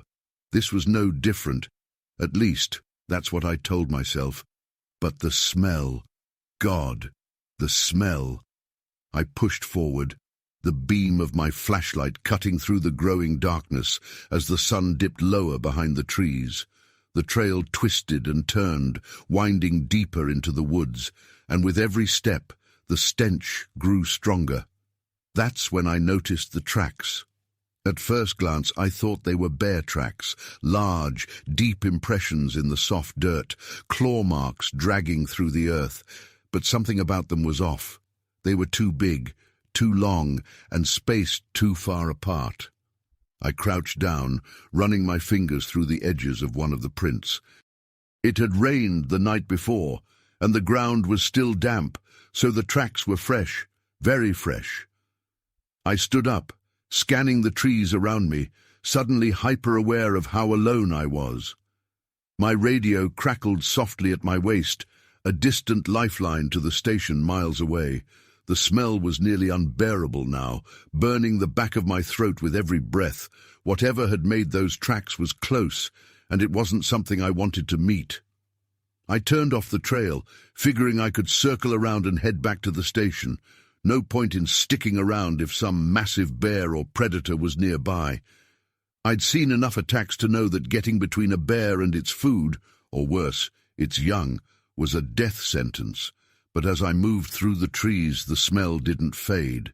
If anything, it got stronger, like the thing producing it was following me.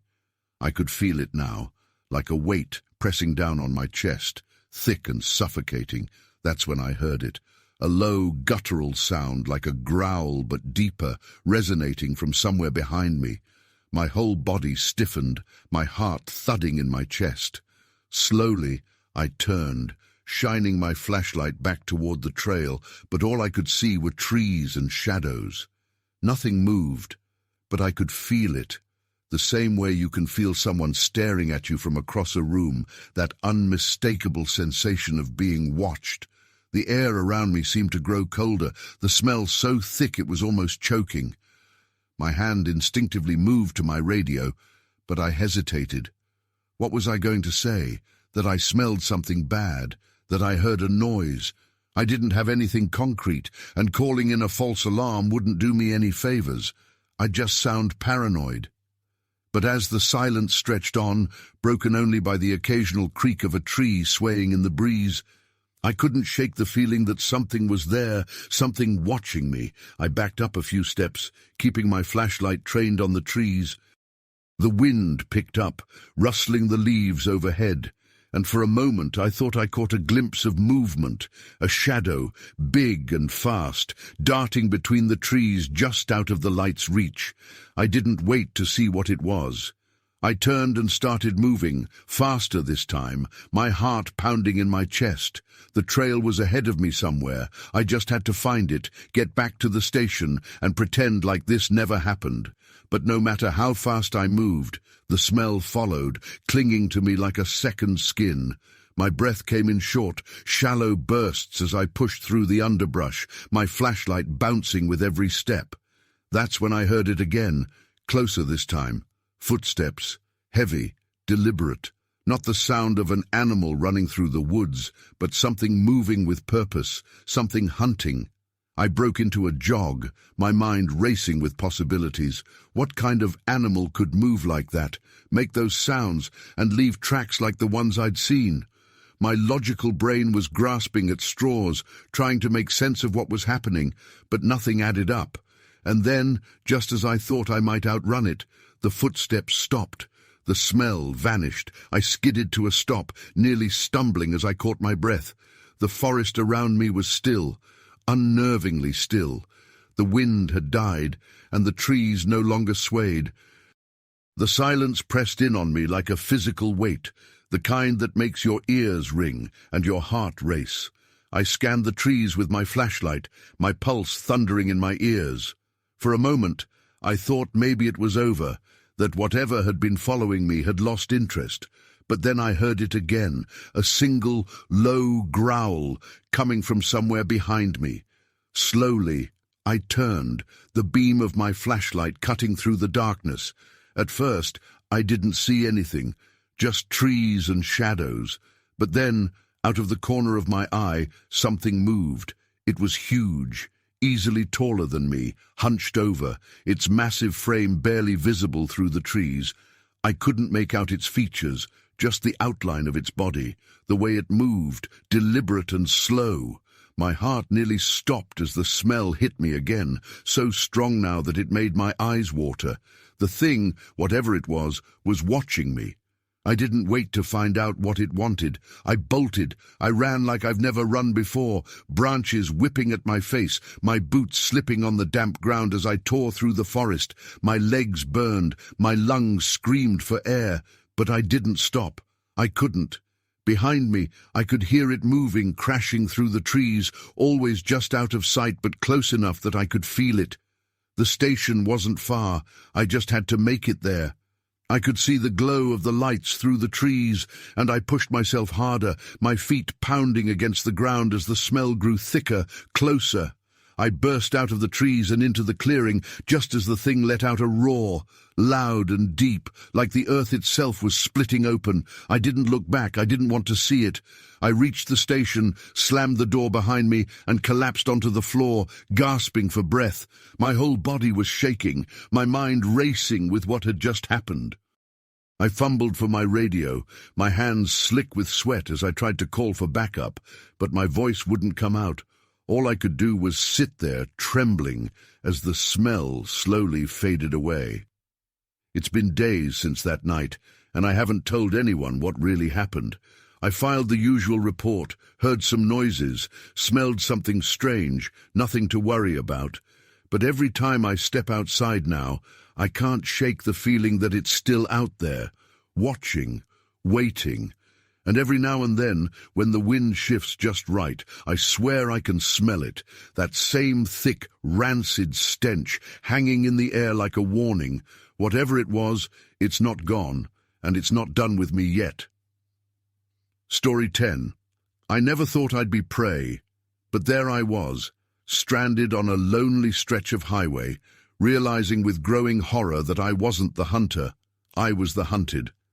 My name is Ryan Cooper, and I'm, or I guess I should say I was, a long-haul trucker, 18 years on the road, and I thought I'd seen it all. Lot lizards, highway robbers, drunk drivers doing 90 in the wrong lane, you name it, I'd dealt with it.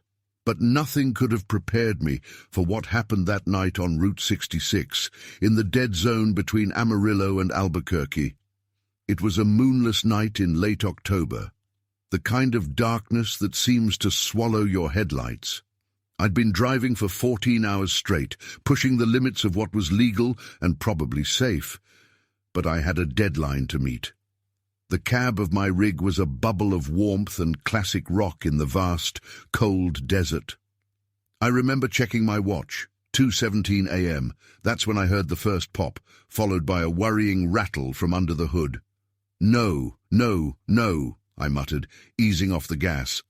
The engine coughed once, twice, then died completely. I coasted to a stop on the shoulder, the sudden silence pressing in on me like a physical thing. Cursing under my breath, I grabbed my flashlight and climbed down from the cab. The cold hit me like a slap, and I zipped up my jacket as I made my way to the front of the truck. I popped the hood, shining my light into the engine compartment. But I'm no mechanic. Whatever was wrong, it was beyond my skills to fix. I pulled out my phone, already knowing it was useless. This stretch of road was notorious for its lack of cell service. Still, I had to try. No signal, of course. That's when I heard it, a low, rumbling growl that definitely didn't come from my truck. I swung my flashlight around, the beam cutting through the darkness. For a split second, I caught a glimpse of eyes reflecting the light, low to the ground and much too close. Then they were gone. My heart pounding, I scrambled back into the cab, slamming and locking the door behind me. I tried the radio, hoping to reach someone, anyone, but got nothing but static. I was well and truly alone, or so I thought. A heavy thud on the roof of the cab made me jump. Something was up there, something big. I could hear the metal groaning under its weight as it moved.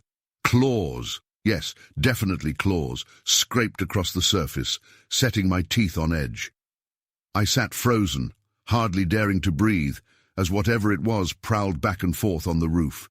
Then, slowly, a shape began to lower itself in front of the windshield. In the dim glow of the dashboard lights, I saw a face that will haunt me for the rest of my days. It was vaguely canine, but wrong in a way I can't fully describe.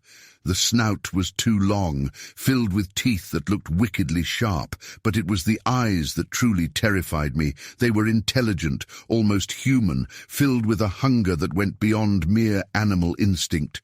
The creature, I refused to call it an animal, stared at me through the glass, its hot breath fogging the windshield. Then it grinned. I swear to God, it grinned at me, like a predator that knows its prey is cornered.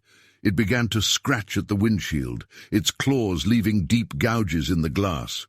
I knew it was only a matter of time before it broke through. I had to do something, had to move. In desperation, I turned the key in the ignition.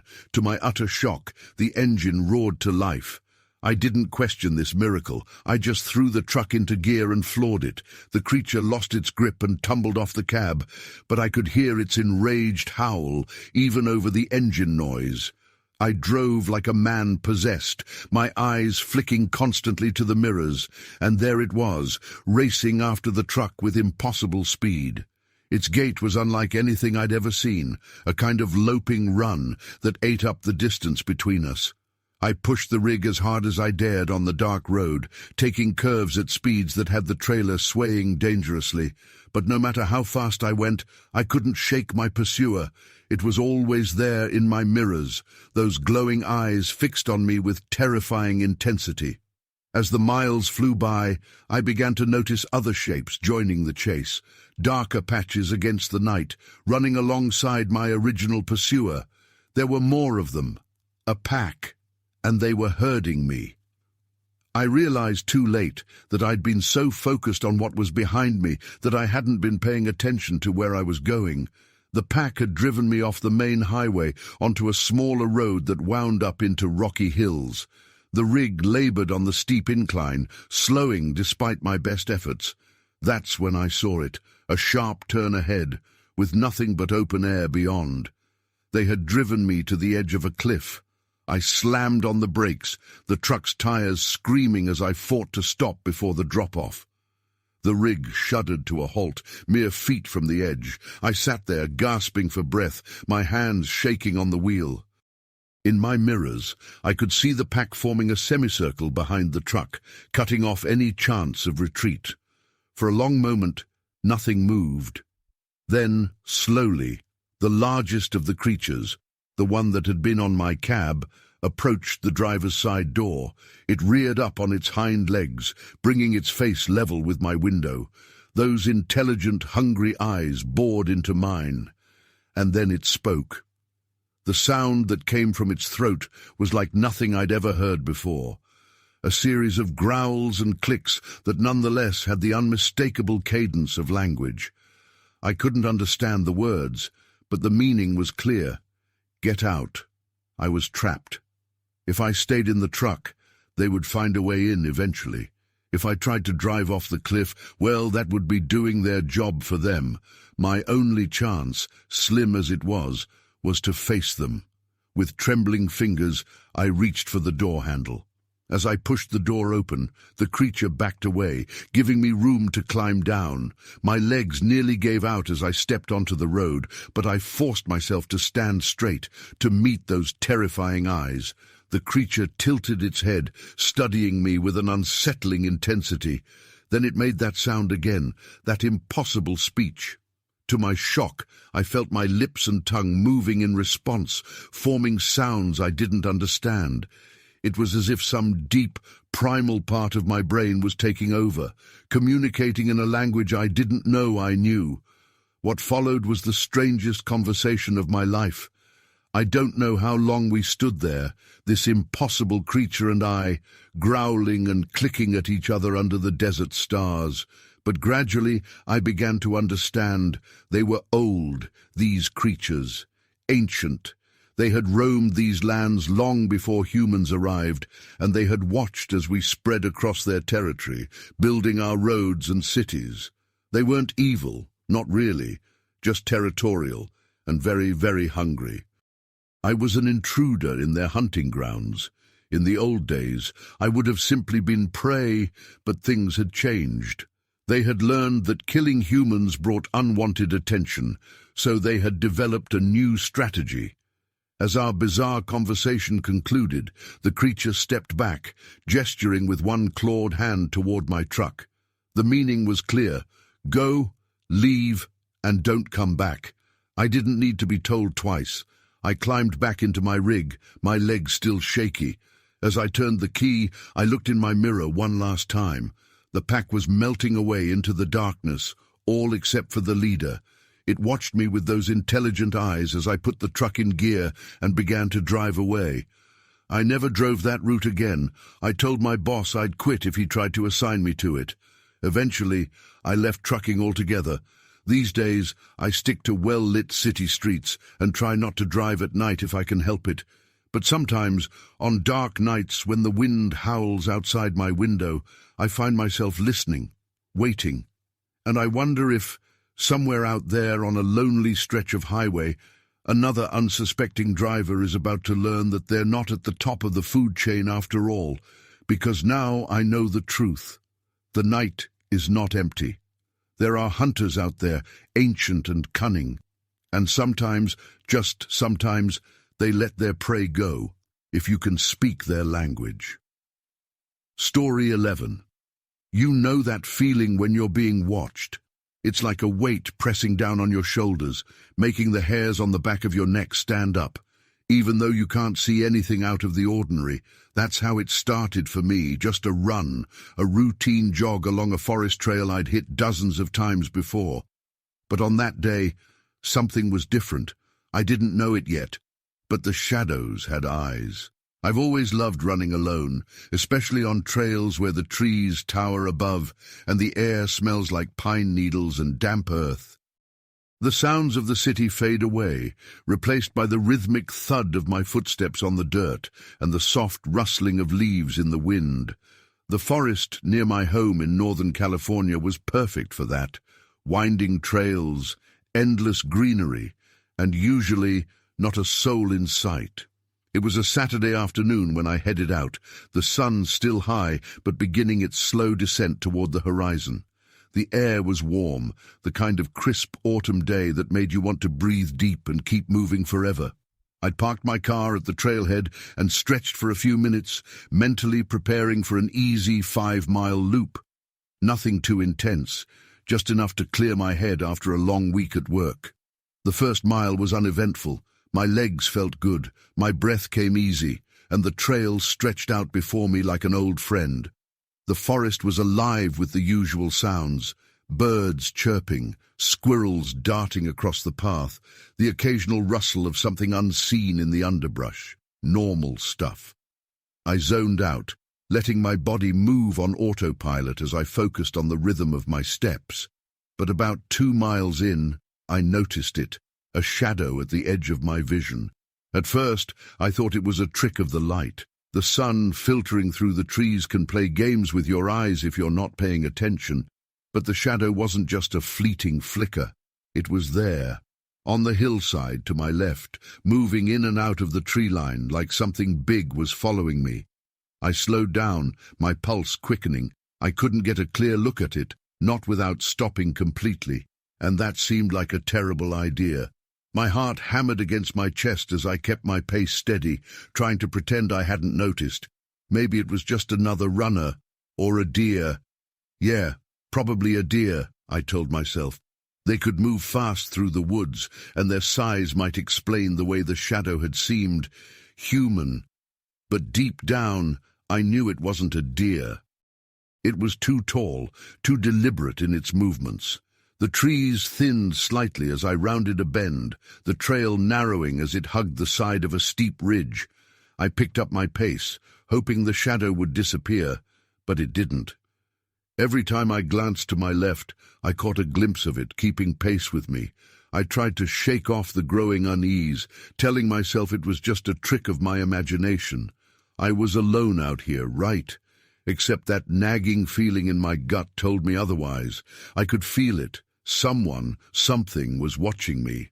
By the time I hit mile 3, my breath came harder, but not from the run. I was nervous now, fully aware that whatever was in the trees wasn't going away.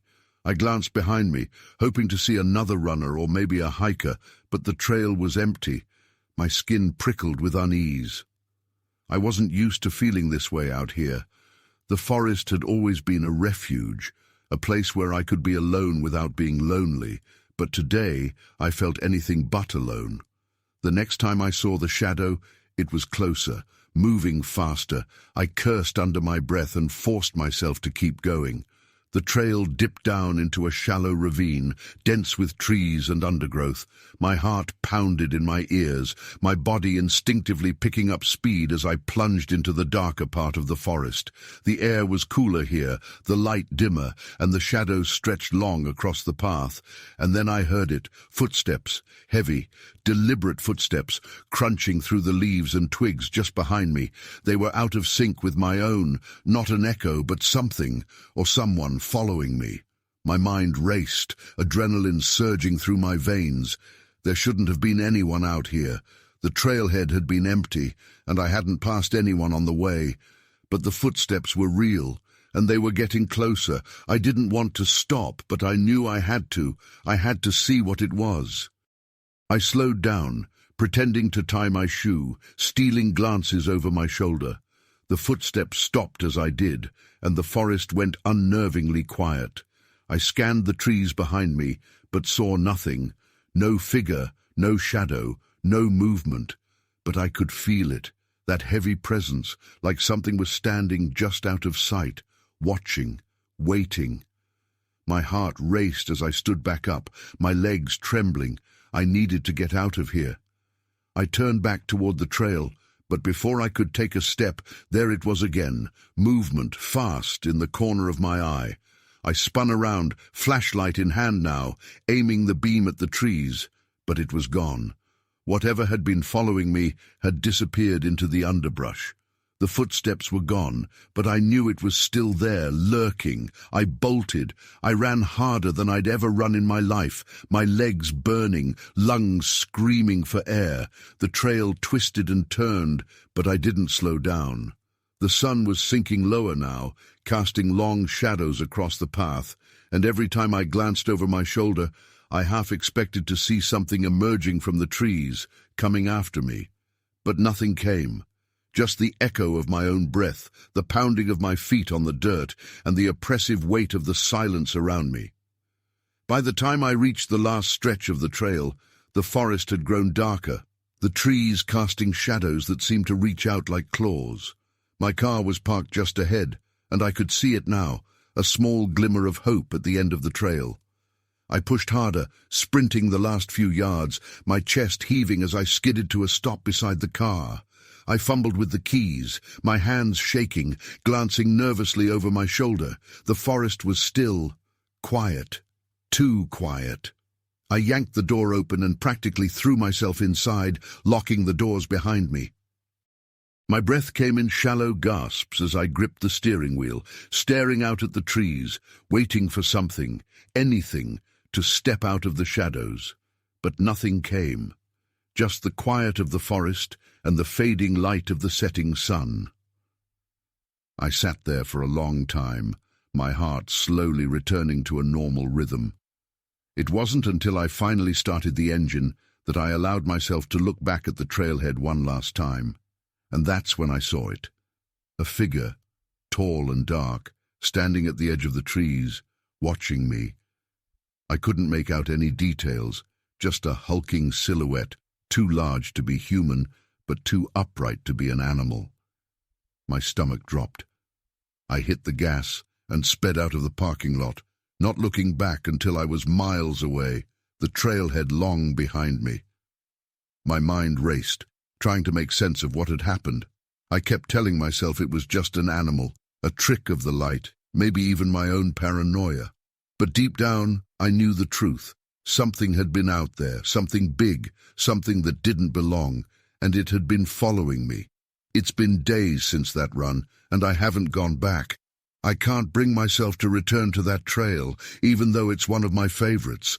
Every time I think about going, I remember the footsteps, the shadow, the figure standing at the edge of the woods. Maybe it was just my imagination, maybe it wasn't, but I'm not eager to find out. Whatever it was, it's still out there, watching, and I'm not going to be its next target. Story 12. I've always believed that science could explain everything. As a wildlife biologist, I dedicated my life to unraveling the mysteries of nature through careful observation and data analysis. But what I captured on my trail cameras in the depths of the Olympic National Forest shook my understanding of the natural world to its core. Some things, I learned, defy explanation, and some truths are better left undiscovered. My name is Emily Carter, and until 6 months ago, I was a respected researcher specializing in large predator behavior. My latest project focused on tracking and studying the elusive coastal wolf population in Washington state. It should have been routine: set up trail cameras, collect data, analyze movement patterns. Instead, it turned into a nightmare that still haunts me. It all started on a crisp September morning. I'd been in the field for nearly 3 weeks, camping alone in a small clearing while I monitored my network of cameras spread throughout a 10-square-mile area. The forest was a riot of color, the maples and alders turning brilliant shades of red and gold among the towering evergreens. I'd just finished my morning coffee when I heard the alert ping from my laptop. One of my cameras had captured significant movement overnight. Excited at the prospect of new data, I quickly pulled up the footage. The first few clips were exactly what I'd expected: a small herd of elk moving through the frame, followed by a lone coyote. But then I saw something that made my blood run cold. The timestamp showed 3:17 a.m. At first, the frame was empty, just moonlit forest floor. Then a shape moved into view. It was large, easily 7 feet tall, and walked on 2 legs. But it wasn't human. Its proportions were all wrong, with long arms that nearly reached the ground and a hunched, powerful build. The creature was covered in dark fur, and its face, God, its face was like nothing I'd ever seen before. A mix of wolf and ape, with a protruding snout and eyes that reflected the camera's infrared light like glowing coals. I stared at the screen, my mind refusing to process what I was seeing. It had to be a hoax, a man in a costume, something. But deep down, I knew it wasn't. The way it moved, the musculature visible beneath the fur, this was a real, living creature. With shaking hands, I downloaded the video file and began to analyze it frame by frame. The more I looked, the more impossible details I noticed. The creature's hands ended in wickedly curved claws. Its feet left prints unlike any known animal. And its eyes. There was an intelligence there that sent chills down my spine. I spent hours poring over that footage, trying to rationalize what I was seeing. But there was no denying it. I had captured something unknown to science. Something that shouldn't exist. Excited and terrified in equal measure, I decided to check my other cameras. If this creature was real, there had to be more evidence of it. I spent the rest of the day hiking to each of my camera locations. The first few yielded nothing unusual, just typical forest wildlife. But as I approached one of my more remote sites, I noticed something odd. The tree where I'd mounted the camera was scored with deep claw marks, far larger than any bear could make. My heart pounding, I retrieved the camera's memory card and reviewed the footage on my handheld viewer. Most of it was normal, until the early hours of that very morning. The creature appeared again, this time much closer to the camera. It seemed to study the device for a moment before reaching out with one massive hand, and the footage cut out. I looked up at the ruined camera, now hanging askew from its mount. Whatever this thing was, it was intelligent enough to recognize and disable my equipment. That's when I heard it, a low, rumbling growl that seemed to come from everywhere and nowhere at once. I spun around, searching the shadowy forest, but saw nothing. Still, I couldn't shake the feeling of being watched. I hurried back to my campsite, constantly looking over my shoulder. As I emerged from the trees into my small clearing, I stopped dead in my tracks. My tent was in shreds, my equipment scattered across the ground. And there, pressed into a patch of soft earth, was a footprint that matched the creature from my videos. Panic seized me. I grabbed my emergency pack and satellite phone, intending to call for immediate evacuation. But as I reached for the phone, I noticed deep claw marks scored across its screen. It was useless. I was alone, miles from the nearest road, with night falling fast, and an unknown predator stalking me. I had to get out of there. I shoved some food and water into my pack, grabbed my flashlight and bear spray, and set off in the direction I hoped would lead me back to civilization. As darkness fell, the forest came alive with sounds, rustling leaves, snapping twigs, and occasionally that same low growl I'd heard earlier. I walked through the night, too terrified to stop. Every shadow seemed to move, every sound a potential threat. Several times I caught glimpses of glowing eyes watching me from the darkness, only to vanish when I turned to look directly at them. As dawn broke, I finally stumbled onto a hiking trail. Exhausted and on the verge of collapse, I followed it until I reached a ranger station. The park staff were alarmed by my appearance and wild story. They organized a search party to retrieve my equipment and investigate my claims. But when we returned to my campsite, we found nothing. No shredded tent, no scattered equipment, not even the footprint I'd seen. It was as if the past 24 hours had never happened. The rangers were sympathetic but skeptical. They talked about the tricks fear and exhaustion can play on the mind, about known hoaxes involving supposed Bigfoot sightings. I knew how I sounded, knew that my reputation as a scientist was at stake. So I did something I'm not proud of. I lied. I told them I must have gotten turned around in the dark, that I'd panicked over nothing. They bought it, thankfully. I was escorted back to my car and strongly advised to take some time off.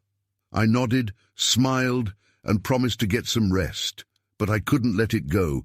The images I'd captured, the things I'd seen, they were real. I knew it in my bones.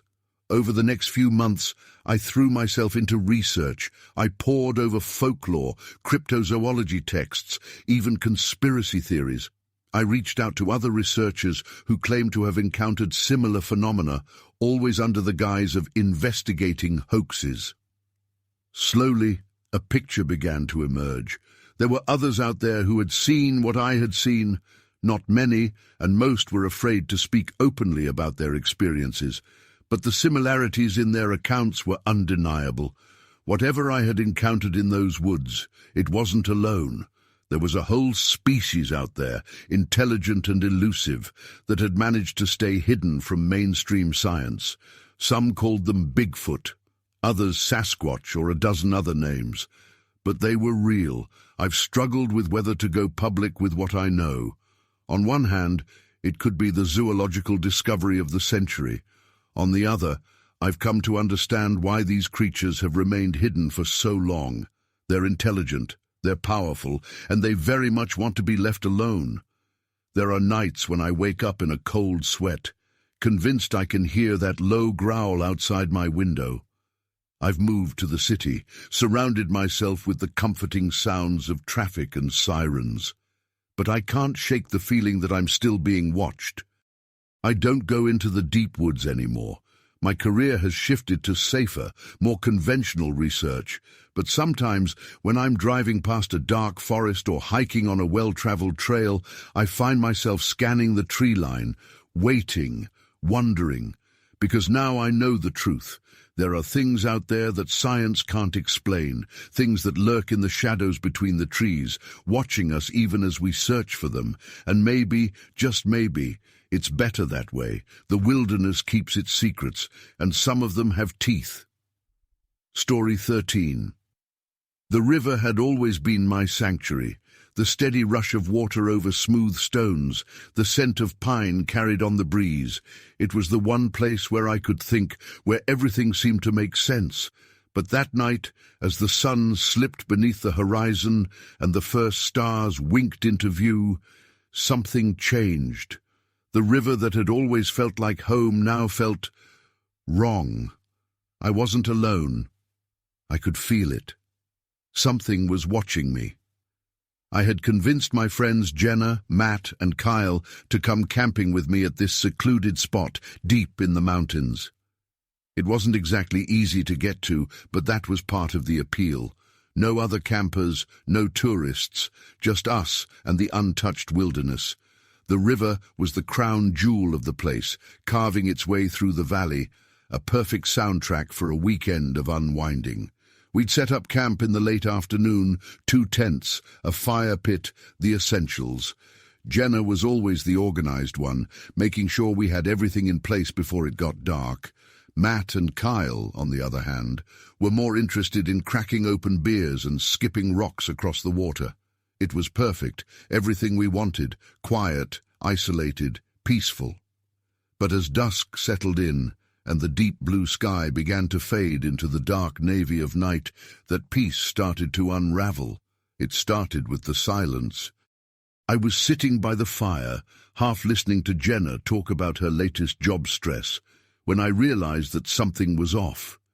The usual sounds of the forest, crickets chirping, birds calling, the rustle of leaves, had gone quiet, completely silent.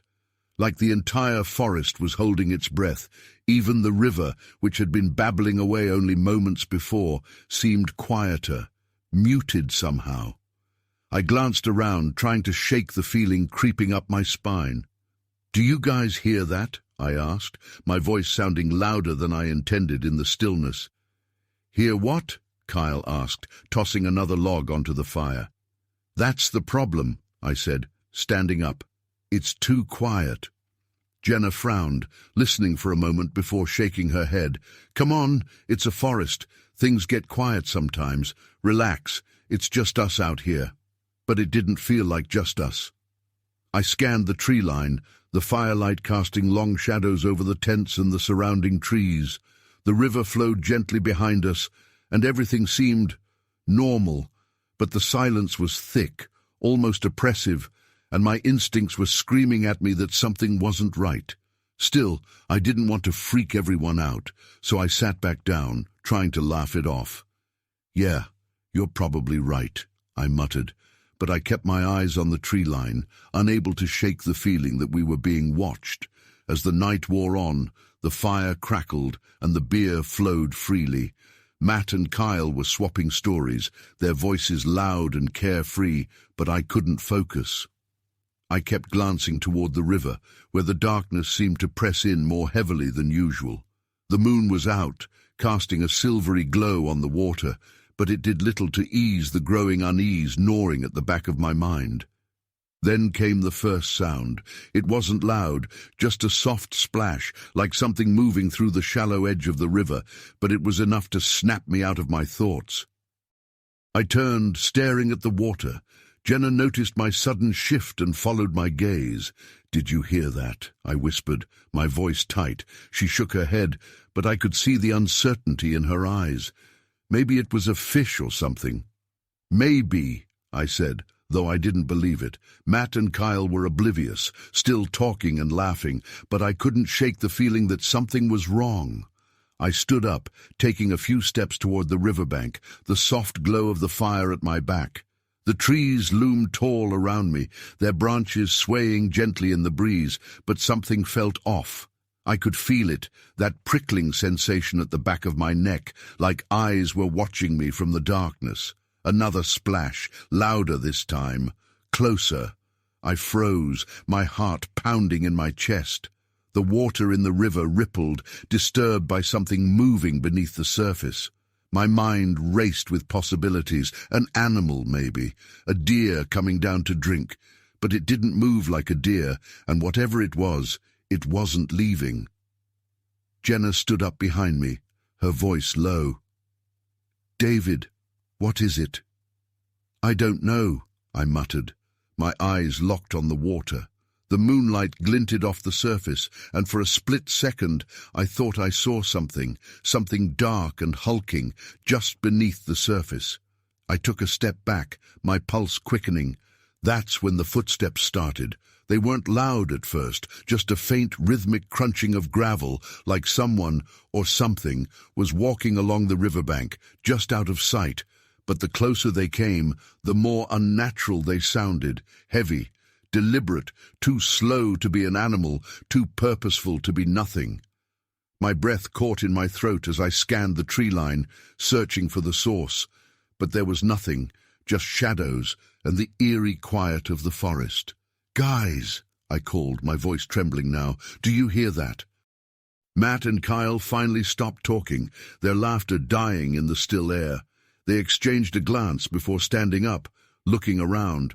The footsteps continued, closer now, circling us. "What the hell is that?" Kyle whispered, his voice tight with fear. I didn't answer. I couldn't. The footsteps were too close now, moving around us, circling the camp. But every time I turned to look, there was nothing there. No figure, no animal, just the suffocating weight of the darkness pressing in. "Let's get back to the fire," Jenna said, her voice shaking. "Maybe it's just some animal. It'll leave us alone if we stay by the fire." But I knew better. I could feel it in my gut. This wasn't an animal.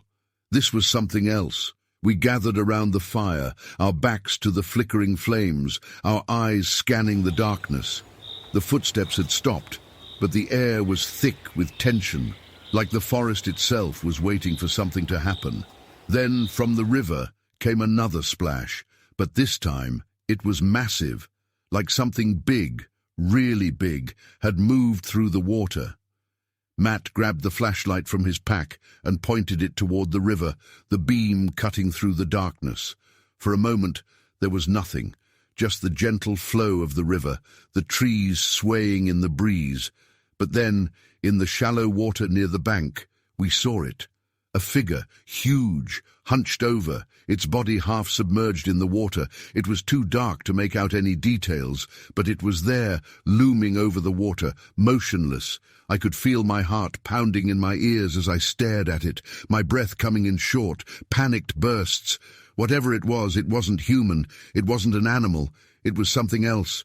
The figure didn't move, it just stood there, watching us, waiting. "We need to go," I whispered, my voice barely audible over the pounding of my heart. "Now!" No one argued. We grabbed our bags, leaving the tents and the fire behind as we backed away from the river. The figure didn't follow. It just stood there, a dark silhouette against the water, watching us as we stumbled back toward the trail, our hearts racing with fear. As we reached the edge of the clearing, I glanced back one last time. The figure was gone. It's been a week since that night, and none of us have talked about it since. We left the camp, drove out of the mountains, and never looked back.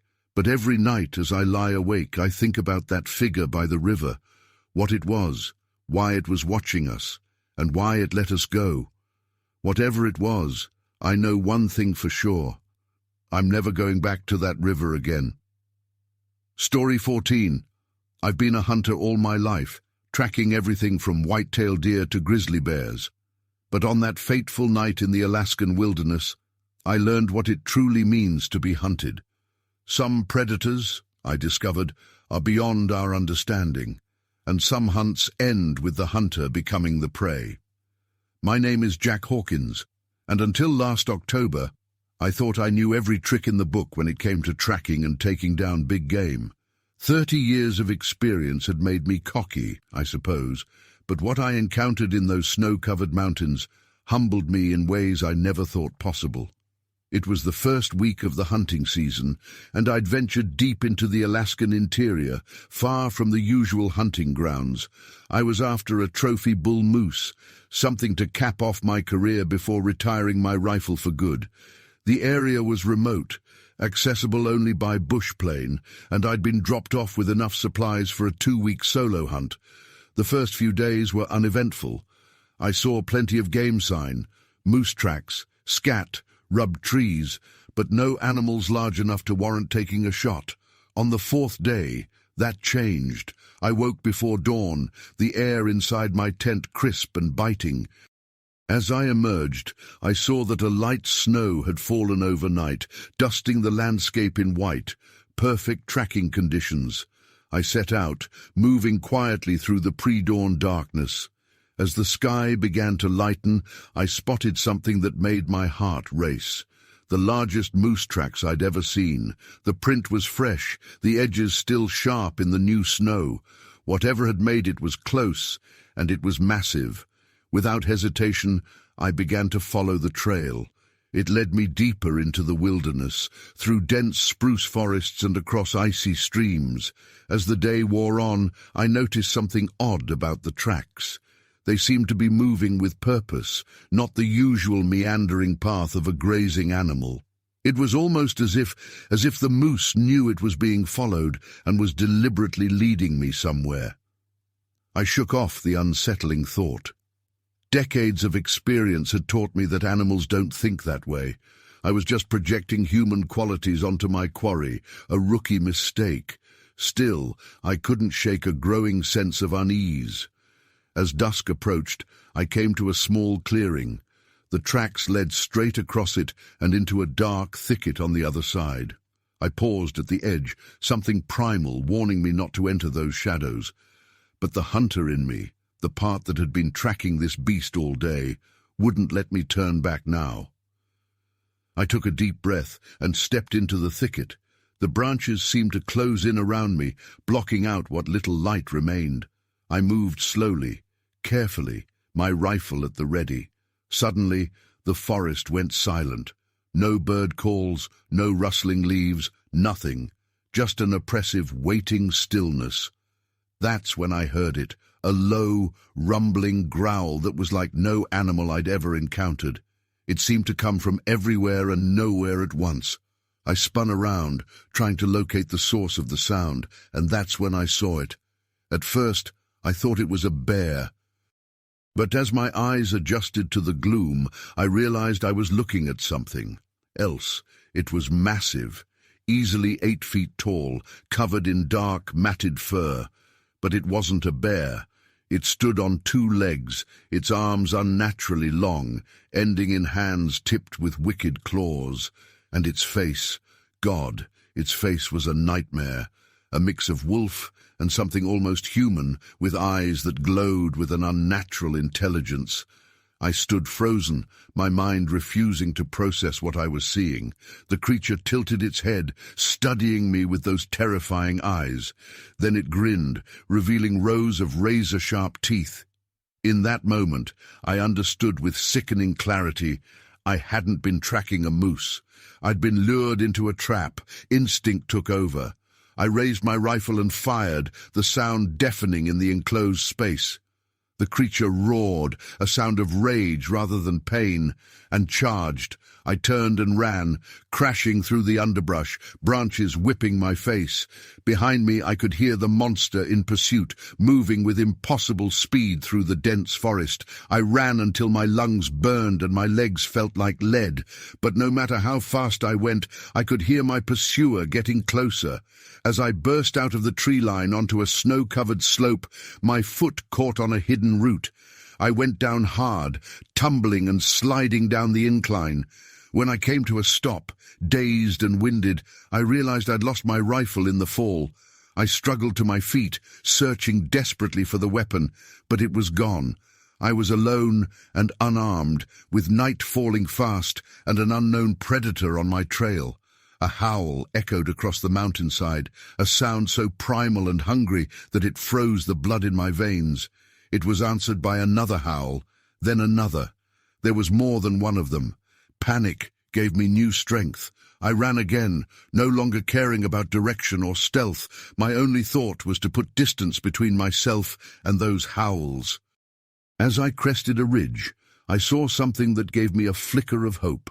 A cave entrance, half hidden behind a stand of scrub pines. I dove into the cave just as I heard the creatures crash out of the forest behind me. The opening was narrow, too narrow, I hoped, for my pursuers to follow. I pressed myself against the cold stone wall, trying to quiet my ragged breathing as I peered out into the gathering darkness. They emerged from the trees like shadows given form. 3 of them, each as terrifying as the first I'd encountered. They loped across the snow with an unnatural grace, sniffing the air. The largest, the one I'd shot at, let out another of those bone-chilling howls. For hours, I huddled in that cave, watching as the creatures prowled outside. They seemed to know I was there, occasionally approaching the entrance only to pull back, frustrated by the narrow opening. As the night wore on, a storm moved in, howling winds and driving snow obscuring my view of the monsters, but not blocking the sounds of their continued presence. I must have dozed off at some point, exhaustion finally overcoming terror. When I awoke, pale morning light was filtering into the cave. The storm had passed, leaving behind a landscape transformed by deep snow. Of the creatures, there was no sign. Cautiously, I emerged from my shelter. The slope outside was unmarked by tracks. The storm had erased all evidence of the night's events. For a moment, I wondered if it had all been some sort of stress-induced hallucination. But the memory of those glowing eyes and razor-sharp teeth was too vivid, too terrifying to be anything but real. I made my way back to my camp in a daze, my mind still reeling from what I'd experienced. I used my emergency beacon to signal for early pickup, claiming illness. When the bush plane arrived, I left everything but the bare essentials behind. I couldn't get out of those mountains fast enough. In the months since I've tried to make sense of what happened. I've researched cryptozoology, delved into local legends, even reached out to others who claim to have had similar encounters. The answers I've found have only led to more questions. What were those creatures? Some unknown species? A mutation? Something else? And why did they let me go when they so clearly had the upper hand? I've hung up my hunting rifle for good. These days, I stick to populated areas and well-lit streets. But sometimes, on dark nights when the wind howls outside my window, I find myself listening, waiting, and I wonder if, somewhere out there in the vast wilderness, those creatures are doing the same. Because now I know the truth. We humans are not the apex predators we think we are. There are older, hungrier things in this world, things that remember when we were prey, not hunters. And sometimes, just sometimes, they remind us of our place in the natural order. The wilderness keeps its secrets, and some of them have teeth. Story 15. The scream that pierced the night wasn't human. I'd heard plenty of animals in my years as a park ranger, but this was something else entirely. It echoed through the trees, sending a chill down my spine that had nothing to do with the crisp autumn air. Little did I know, that sound would be the beginning of the most terrifying night of my life. My name is Sarah Thompson, and I've been a ranger at Blackwood National Forest for just over 6 months. It was my first job out of college, and I was eager to prove myself. Night patrols were usually uneventful, mostly keeping an eye out for campers breaking rules or the occasional lost hiker. But this night was different. I was about 2 hours into my shift when I heard it. The cry seemed to come from everywhere and nowhere at once, bouncing off the trees and reverberating through the darkness. I killed the engine of my patrol vehicle and stepped out, flashlight in hand. The beam cut through the inky blackness, illuminating a narrow path ahead. "Hello?" I called out, my voice sounding small and insignificant in the vastness of the forest. "Is anyone out there?" Silence answered me, broken only by the rustle of leaves in the gentle breeze. I took a deep breath, trying to calm my racing heart. It was probably just a mountain lion, I told myself, or maybe an injured elk, but deep down I knew that wasn't true. In all my time studying wildlife, I'd never heard anything like that sound. I radioed in to dispatch, keeping my voice steady. "This is Ranger Thompson. I'm investigating a possible animal in distress near Hickory Ridge, going to take a look." "Copy that, Thompson. Be careful out there." Steeling my nerves, I started down the path. The beam of my flashlight swept back and forth, revealing nothing but the usual forest scenery, fallen logs, dense underbrush, and towering pines that seemed to stretch endlessly into the night sky. The quiet was oppressive, as if the entire forest was holding its breath. That's when I saw it, a massive footprint pressed into the soft earth of the path. My breath caught in my throat as I crouched down to examine it. The print was easily twice the size of my own boot, with clear impressions of what looked like toes, but not human toes, and not like any animal track I'd ever seen. I fumbled for my phone, snapping a quick picture before continuing down the path. More prints appeared, forming a clear trail leading deeper into the woods. My training told me to turn back, to call for backup, but curiosity and a sense of duty propelled me forward. What if someone was hurt out here? The trail led me off the main path and into a densely wooded area. Branches clawed at my uniform as I pushed through, following the tracks. The air grew thick and heavy, filled with an unfamiliar musky scent that made my nose wrinkle. Suddenly, the silence was shattered by another cry, closer this time and unmistakably anguished. I froze, my flashlight beam darting wildly around me. "Hello?" I called again, my voice cracking slightly. "Park Ranger! Is someone there?" No response came, but I could have sworn I heard something moving in the underbrush to my left. I swung my light in that direction, heart pounding so loudly I was sure it could be heard for miles. That's when I saw them. Two gleaming points of light, reflecting my flashlight beam. Eyes. But they were far too high off the ground to belong to any normal animal. They blinked once, and I caught a glimpse of a massive, shadowy form behind them. Every instinct screamed at me to run, but I was rooted to the spot, paralyzed by a mixture of fear and disbelief. The eyes continued to stare, unblinking now.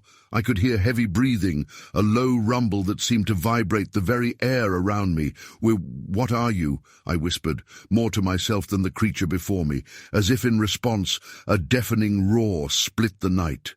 The sound was primal, filled with raw power and unmistakable aggression. It snapped me out of my trance, and I stumbled backward, nearly losing my footing on the uneven ground. The shadow moved, impossibly fast for something so large. I caught a fleeting impression of matted fur and long limbs before I turned and ran. Branches whipped at my face as I crashed through the underbrush, my flashlight beam bouncing wildly. I could hear it behind me, the sound of snapping twigs and heavy footfalls, spurring me to run faster than I ever had in my life. I burst out of the woods and onto the main path, lungs burning as I sprinted toward my vehicle. It felt miles away, though I knew it couldn't be more than a few hundred yards. The thing was still behind me. I could feel its presence, hear its labored breathing growing closer. Just as I reached for the door handle of my truck, something grabbed the back of my jacket. I screamed, certain that this was the end. But the fabric tore, and I practically dove into the driver's seat, slamming the door behind me. My hands shook so badly I could barely get the key in the ignition. The engine roared to life, and I threw the truck into drive, tires spinning on the gravel as I accelerated away. In the rearview mirror, I caught one last glimpse of a massive, shadowy figure standing in the middle of the road. Then it melted away into the darkness, leaving me to wonder if I had imagined the whole thing. I didn't stop driving until I reached the ranger station, my knuckles white on the steering wheel. As I stumbled out of the vehicle, my supervisor, Mike, came running out to meet me. "Sarah, what happened? You look like you've seen a ghost." I opened my mouth to explain, but no words came out. How could I possibly describe what I had encountered? Instead, I wordlessly held out my phone, showing him the picture of the footprint. Mike's eyes widened as he examined the image. "What the hell made this?" he muttered. I don't know," I finally managed to say, "but it was big, Mike, really big, and fast, and it screamed." He put a comforting hand on my shoulder, guiding me into the station. "Let's get you inside. We'll figure this out." The next few hours were a blur of questions, incident reports, and concerned looks from my colleagues. I told them everything I could remember, though it all seemed so surreal now. Was I going crazy? Had the stress of the job finally gotten to me? But the torn jacket and the picture of the footprint were undeniable evidence that something had happened out there in the woods, something that defied explanation. As the sun began to rise, casting a pale light through the station windows, Mike pulled me aside. "Sarah, I want you to take a few days off. Get some rest. We'll investigate this further, but for now, I think it's best if you stay clear of the forest." I nodded numbly, grateful for the reprieve, but as I drove home, my mind kept replaying the events of the night, the scream, the footprints, those glowing eyes in the darkness. Whatever I had encountered out there, I knew one thing for certain: I would never look at the forest the same way again. In the weeks that followed, I pored over every book and website I could find about strange creatures in the woods. Bigfoot, Wendigo, Dogman. The stories were endless, each one sending a fresh wave of chills down my spine. None of them quite matched what I had seen, but they all shared one common thread: the unknown lurking in the shadows of the wilderness. I returned to work eventually, but I never took another night patrol. The daytime shifts were safer, filled with friendly hikers and beautiful vistas. But sometimes, when the wind rustled through the trees just right, I could swear I heard that bone-chilling scream echoing in the distance. Whatever watched me from the woods that night is still out there. I'm sure of it. And sometimes, when I'm driving home in the evenings, I catch myself scanning the tree line, half expecting to see those glowing eyes staring back at me. The forest holds many secrets, and I had glimpsed one of its darkest. It was a reminder that no matter how much we think we know about the natural world, there are still mysteries out there, waiting to be discovered, or perhaps waiting to discover us. Story 16. I've always loved the great outdoors, but after that night in Blackwater Forest, I can't shake the feeling that something out there loves the taste of fear. It started with a howl. A sound that didn't belong, that raised the hairs on the back of my neck and turned a peaceful camping trip into a nightmare I'll never forget. My name's Mike Thompson, and I've been an avid camper since I was old enough to pitch a tent. This particular trip was supposed to be a chance to unwind with my two best friends, Jake and Sarah. We'd been planning it for months, picking a remote spot in Blackwater Forest, known for its pristine lakes and abundant wildlife. Little did we know we'd encounter a form of wildlife none of us were prepared for. We arrived at our campsite late Friday afternoon, the sun already starting to dip behind the towering pines. The air was crisp with the promise of autumn, carrying the scent of pine needles and damp earth. As we set up our tents and got a fire going, everything felt perfect. Jake cracked open a few beers, Sarah started roasting marshmallows, and I leaned back in my camp chair, feeling the stress of the work week melting away. "This is the life," I said, taking a long swig of my beer. "No cell phones, no emails, just us and nature." Jake raised his bottle in agreement. "Here, here, to escaping civilization." We spent the next few hours swapping stories and laughing, the firelight casting dancing shadows across our faces.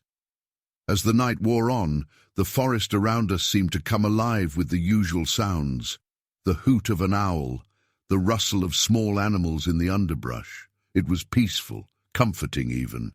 That's when we heard it. A howl that cut through the night like a knife, silencing every other sound in the forest. It was long, mournful, and unlike anything I'd ever heard before. Not quite wolf, not quite human, something in between that sent a shiver down my spine. We all froze, our eyes meeting across the fire.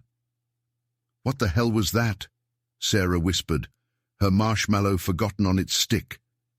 Jake tried to play it cool, but I could see the tension in his shoulders. "Probably just a wolf. They have those out here, right?" I shook my head slowly. "Not in this part of the forest. At least, they're not supposed to." We fell into an uneasy silence, straining our ears for any follow-up to that eerie cry, but the forest remained unnaturally quiet, as if every creature was holding its breath. "Maybe we should turn in," Sarah suggested, her voice a little too high-pitched to be casual. "It's getting late anyway." We agreed, dousing the fire and retreating to our tents, but sleep didn't come easy. I lay awake for hours, listening to every creak and rustle outside the thin fabric of my tent. Just as I was finally drifting off, I heard it again, that same haunting howl, but closer this time, much closer. I must have eventually fallen asleep, because the next thing I knew, sunlight was filtering through the tent. I unzipped the flap and stepped out, stretching and yawning. That's when I noticed something was off. Our campsite, which we'd left tidy the night before, looked like it had been hit by a small tornado. The cooler was overturned, its contents strewn across the ground.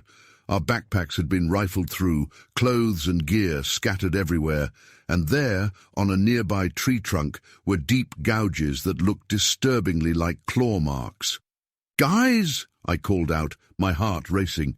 "You need to see this." Jake and Sarah emerged from their tents, their faces mirroring the shock I felt. We stood in stunned silence, taking in the destruction around us. "Bears," Jake suggested weakly, but we all knew that wasn't right. The claw marks on the tree were too high, too widely spaced to be from any bear. Sarah bent down to examine a set of prints in the soft earth near our fire pit. "Mike," she said, her voice trembling slightly, "what do you make of these?" I crouched beside her, my blood running cold as I studied the tracks. They were huge, easily twice the size of my own foot, with clear impressions of what looked like elongated toes. But the shape was all wrong for a bear or any other animal I knew of. It looked almost human-like, but massively oversized. "I don't know," I admitted, trying to keep the fear out of my voice, "but whatever made these, it's big, and it was here, in our camp, while we were sleeping." We spent the next hour trying to salvage what we could of our supplies and debating what to do next. Part of me wanted to pack up and leave immediately, but another part, the stubborn, curious part, wanted to stay and try to figure out what had happened. "Look," I said, trying to sound more confident than I felt. "Whatever it was, it didn't hurt us. It was probably just curious, maybe looking for food.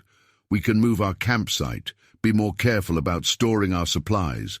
No reason to cut the trip short, right?" Jake nodded slowly, always up for an adventure. Sarah looked less convinced, but eventually agreed. We spent the rest of the morning moving our camp to a clearing about a half-mile away, hoping the more open space would discourage any nighttime visitors. The day passed uneventfully. We hiked, fished in a nearby stream, and tried to put the unsettling events of the previous night out of our minds. But as the sun began to set, I could feel the tension creeping back in. We built our fire earlier than usual, as if the light could somehow protect us from whatever lurked in the gathering shadows. We were halfway through dinner when Jake suddenly went still, his fork halfway to his mouth. "Did you guys see that?" he whispered. I followed his gaze to the edge of the clearing, where the forest loomed dark and impenetrable. At first, I saw nothing. Then, a flicker of movement caught my eye. Something large shifted in the shadows, just beyond the reach of our firelight. "Hello!" I called out, my voice sounding thin and weak in the vast silence of the forest. "Is someone there?" No answer came, but I could have sworn I heard the snap of a twig, followed by heavy breathing. We all stood up slowly, instinctively moving closer together. That's when we saw it. A figure, massive and hunched, stepped partway into the light.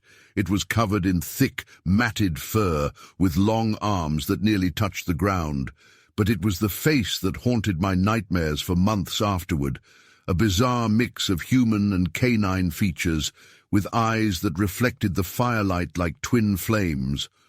For a moment that felt like an eternity, we stared at each other across the clearing. I felt rooted to the spot, my mind struggling to process what I was seeing. Then Sarah screamed, and the spell was broken. The creature let out a roar that shook the very air around us, and we ran. We abandoned everything, tents, supplies, everything, and just ran blindly into the forest. I could hear it crashing through the underbrush behind us, branches snapping like twigs under its weight. I don't know how long we ran. It could have been minutes or hours. All I know is that we didn't stop until we broke through the tree line and onto the gravel road where we'd parked our car. We piled in, and I gunned the engine, tires spitting gravel as we sped away from the forest. We drove straight through the night, not stopping until we were safely back in the city.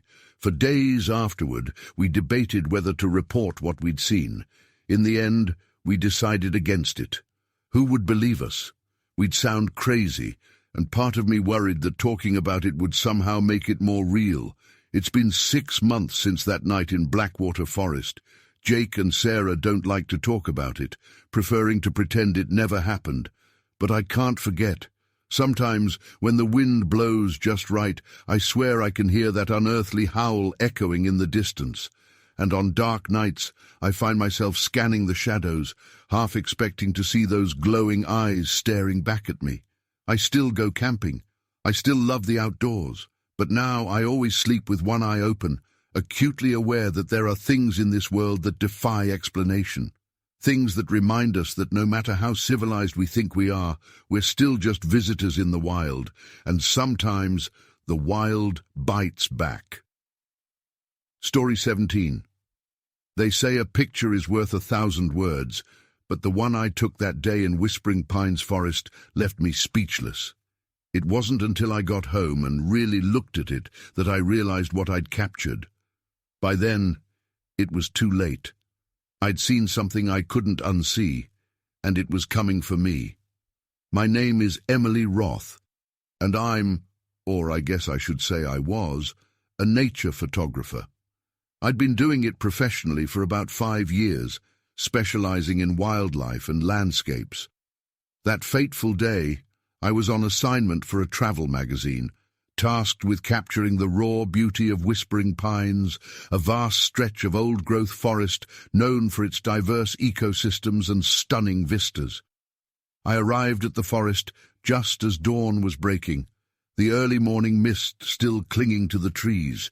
The air was crisp and clean, filled with the scent of pine and damp earth. I shouldered my camera bag and tripod, excitement bubbling in my chest. These early morning shoots were always my favorite. The light was perfect, and the forest felt alive with possibilities. For the first few hours, everything went smoothly. I got some great shots of a family of deer grazing in a meadow, sunlight filtering through the canopy to create dappled patterns on the forest floor, and a pristine mountain stream tumbling over moss-covered rocks. It was shaping up to be a productive day. Around midday, I decided to venture off the main trail. I'd heard rumors of an hidden waterfall deeper in the forest, and I was determined to find it. The undergrowth got thicker as I pushed further in, the sounds of civilization fading away until all I could hear was the rustle of leaves and the occasional bird call. That's when things started to feel off. It was subtle at first, a prickling sensation on the back of my neck, like I was being watched. I brushed it off as paranoia, the natural unease of being alone in the deep woods. But as I continued on, the feeling grew stronger.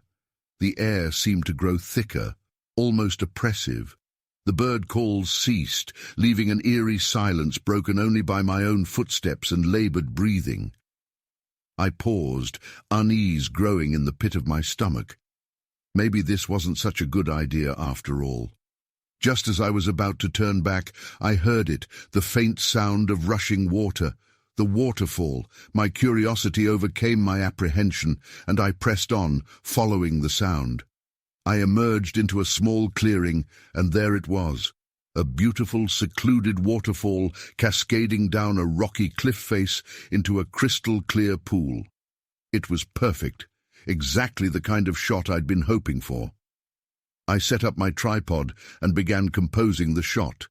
My earlier unease forgotten in the excitement of the moment. I was so focused on getting the perfect angle that I almost missed it. A movement in my peripheral vision, just at the edge of the frame. I lifted my eye from the viewfinder and scanned the tree line, but saw nothing out of the ordinary. Shrugging it off, I went back to my shot. I took a series of photos, adjusting my settings to capture the play of light on the water. It wasn't until I was reviewing the images on my camera's small screen that I saw it. There, in the background of one of the shots, partially obscured by a tree, was a figure. My blood ran cold as I zoomed in as much as the camera would allow. It was blurry, but I could make out what looked like a canine head atop a vaguely human-like body. I jerked my head up, scanning the area where the figure had been, but saw nothing. My heart was pounding now, every instinct screaming at me to run, but a morbid curiosity kept me rooted to the spot. I had to know if what I'd seen was real. With shaking hands, I raised my camera again, this time pointing it directly at the spot where I'd seen the figure. I peered through the viewfinder, adjusting the focus. For a moment, all I saw were trees and undergrowth. Then something moved. A face came into focus. If you could call it a face, it was like nothing I'd ever seen before. Elongated snout, pointed ears, but with disturbingly human-like eyes that seemed to stare right through the lens at me. Those eyes, they held an intelligence that sent a shiver down my spine. I lowered the camera slowly, my breath coming in short gasps. The creature was still there, no longer hiding. It stood at the edge of the clearing, its massive form easily 7 feet tall. Matted fur covered its body, and its hands, dear God, its hands, ended in wicked-looking claws. For a moment that felt like an eternity, we stared at each other. I was frozen in place, my mind unable to process what I was seeing. Then the creature's mouth opened, revealing rows of sharp teeth, and it let out a low, rumbling growl that seemed to vibrate the very air around me. That sound broke the spell. I turned and ran, abandoning my tripod and not caring about the expensive camera bouncing against my hip as I crashed through the underbrush. Branches whipped at my face, and I stumbled over roots. But I didn't slow down. I could hear it behind me. Heavy footfalls and the sound of vegetation being crushed under its weight. I've never run so fast in my life. My lungs were burning, my legs aching, but fear pushed me onward. I had no idea if I was going in the right direction. All I knew was that I had to get away. After what felt like hours, but was probably only minutes, I burst out onto the main trail.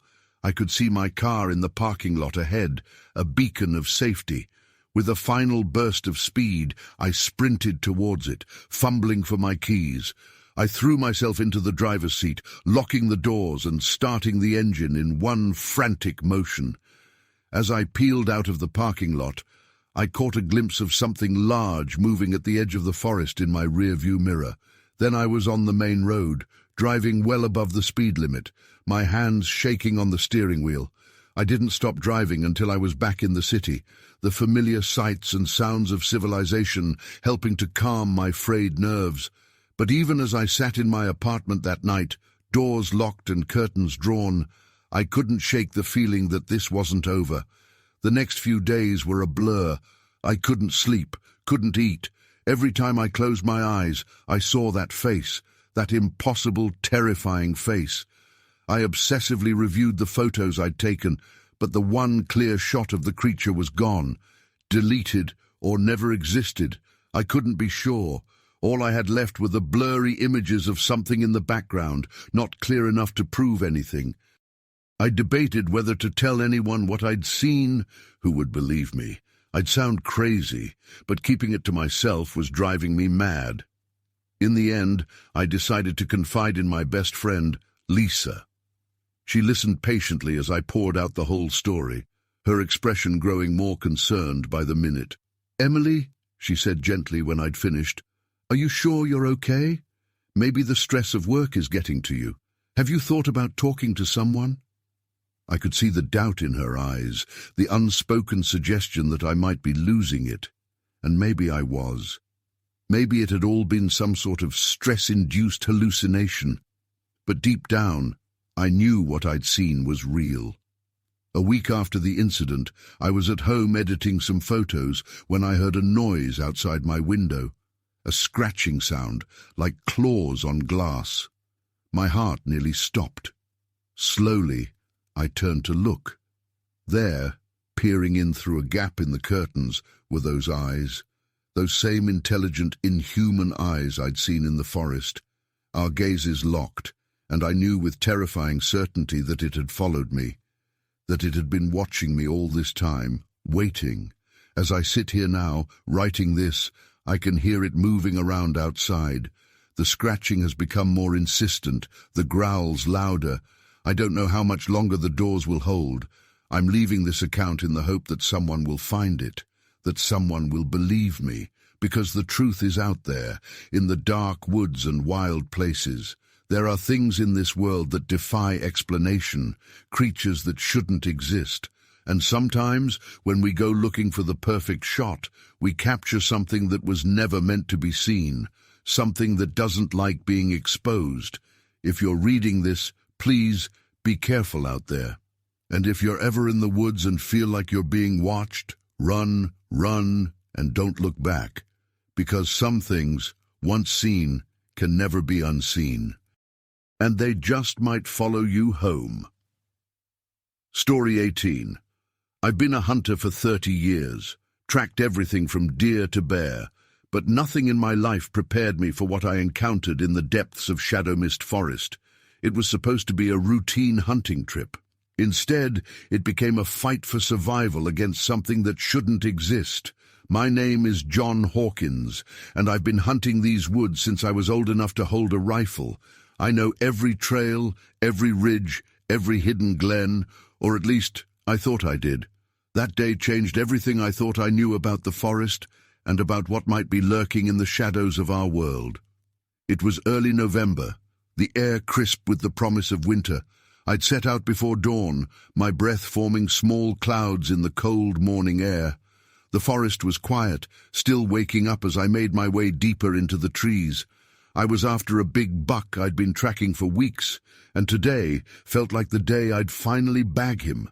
As the sun climbed higher, I found myself in a part of the forest I didn't recognize. The trees seemed older here, gnarled and twisted, their branches forming a dense canopy that blocked out most of the light. An uneasy feeling settled in my gut, but I pushed it aside. I was close to my quarry. I could feel it. That's when I saw it. A flash of movement up ahead.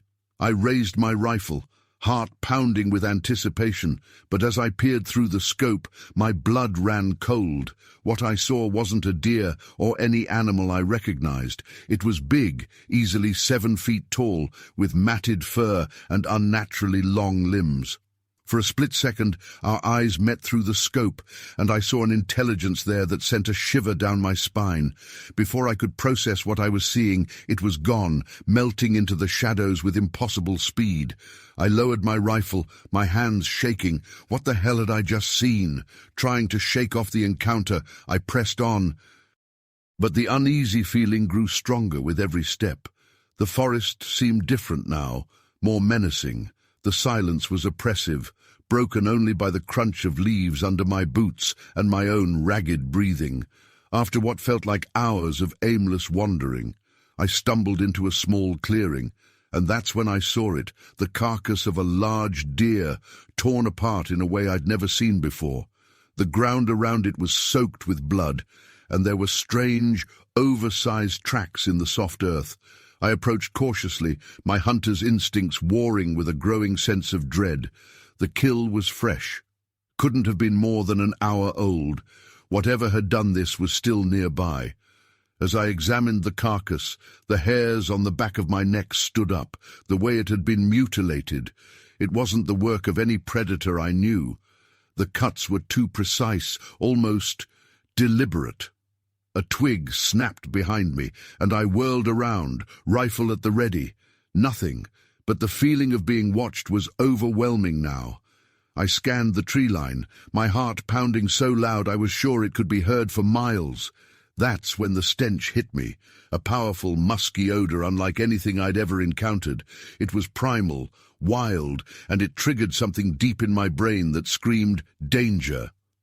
I backed away from the carcass slowly, every instinct telling me to run, but I knew better. Whatever was out there, running would only trigger its predatory instincts.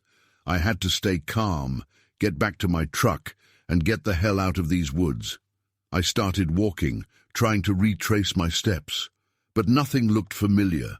The trees all blended together, and I couldn't shake the feeling that I was going in circles. Worse, I could hear something moving in the underbrush, always just out of sight. It was toying with me, I realized, herding me. Night was falling fast, and with it came a bone-deep chill that had nothing to do with the temperature. I knew I couldn't stay out here after dark. Whatever that thing was, it had the advantage at night. I needed shelter and fast. Just as panic was starting to set in, I spotted a small cabin through the trees. It looked abandoned, probably an old hunter's shack, but it was my only option. I made a break for it, no longer caring about stealth. I burst through the door, slamming it shut behind me and jamming a chair under the handle.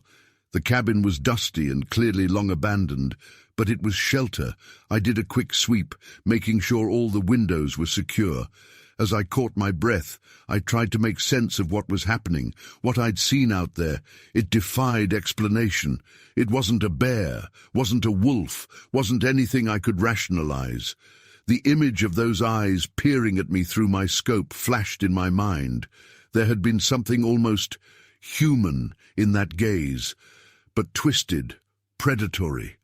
A howl split the night, closer than I would have liked. It wasn't like any animal call I'd ever heard. It was deeper, more guttural, with an almost human quality that made my skin crawl. I gripped my rifle tighter, positioning myself where I could see both the door and the single window.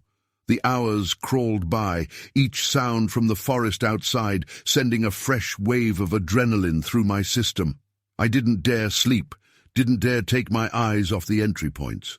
Several times I heard heavy footsteps circling the cabin, accompanied by that overwhelming musky scent. Once I could have sworn I saw a massive shape pass by the window, just a fleeting shadow in the moonlight. As dawn approached, the sounds outside began to fade. The oppressive feeling of being watched lifted slightly. When the first rays of sunlight filtered through the grimy window, I allowed myself to relax just a fraction. I waited another hour, ears straining for any sound of movement outside. Nothing. Taking a deep breath, I moved the chair and cracked open the door. The forest looked normal in the early morning light, peaceful even, but I knew better now. I knew what was hiding in the shadows. I made my way back to my truck as quickly and quietly as I could, constantly scanning my surroundings. Every snapping twig, every rustle of leaves made me jump, but nothing came for me. When I finally saw my truck through the trees, I nearly cried with relief. As I drove home, my mind raced. What had I encountered out there? The rational part of my brain tried to explain it away. A bear, maybe, or some undiscovered species. But I knew deep down that what I'd seen was something else entirely, something that shouldn't exist. I debated whether to report what I'd seen. In the end, I decided against it. Who would believe me? I'd sound crazy. But I knew I could never look at the forest the same way again. I knew now that there were things out there, hiding in the dark places of the world, that defied explanation. It's been months since that day, and I haven't been back to Shadow Mist Forest. I tell people I'm taking a break from hunting, but the truth is, I'm not sure I'll ever be able to go back into those woods. Sometimes, late at night, I wake up in a cold sweat, convinced I can hear that unearthly howl in the distance. I still have my rifle, still keep it loaded. But now it's not for hunting deer, it's for protection, because I know that somewhere out there, in the deep, dark woods, something is waiting. Something that hunts hunters, and I can't shake the feeling that one day it might decide to come looking for me. So I keep watch, especially on dark nights when the wind howls through the trees. And I wonder, how many others have seen what I saw? How many others know the truth about what's really out there in the wilderness? And how long before the rest of the world finds out that the legends and campfire stories might not be just stories after all? One thing's for certain, I'll never underestimate the forest again, because now I know that sometimes, when you go into the woods to hunt, you might just find that you've become the prey. Story 19. I've always been drawn to the unknown, the unexplored. But after what happened in that cave, I learned that some things are better left undiscovered. Some mysteries should remain buried, hidden away from the light of day and the curiosity of mankind. My name is Lisa Carver, and I'm an avid hiker and amateur spelunker. I've explored countless trails and caves across the country, always seeking that next big adventure. But nothing could have prepared me for what I encountered in the depths of Whispering Pines National Forest. It was a crisp autumn morning when I set out on what was supposed to be a solo day hike. The forest was alive with color, the trees a patchwork of reds, oranges and golds. I breathed in deeply, savoring the scent of pine and damp earth. This was my element, where I felt most alive. I'd heard rumors of an unmapped cave system in this part of the forest. As I hiked deeper into the wilderness, my excitement grew. The thought of discovering something new, of being the first to explore uncharted territory, was intoxicating. After several hours of hiking, I found myself in a part of the forest I didn't recognize. The trees here seemed older, their trunks gnarled and twisted. The underbrush was thicker, making progress slow. But I pressed on, driven by an inexplicable urge to keep going. That's when I saw it, a dark opening in the side of a rocky outcropping, partially hidden by overgrown vines. My heart raced as I approached. This had to be it, the entrance to the rumored cave system. I switched on my headlamp and peered into the darkness. The cave mouth was larger than it had first appeared, easily big enough for me to walk through upright. Cool air flowed out, carrying with it a musty, ancient smell. I should have been more cautious. I should have told someone where I was going, should have waited for backup, but the allure of discovery was too strong. With a deep breath, I stepped into the darkness. The temperature dropped immediately as I entered the cave. My headlamp cut through the gloom, revealing rough stone walls that glistened with moisture. I moved slowly, careful of my footing on the uneven ground. As I ventured deeper, the cave opened up into a larger chamber. My light barely reached the far walls, giving the impression of vast, open space. Stalactites hung from the ceiling like stone teeth, water dripping from their tips in a steady, rhythmic pattern.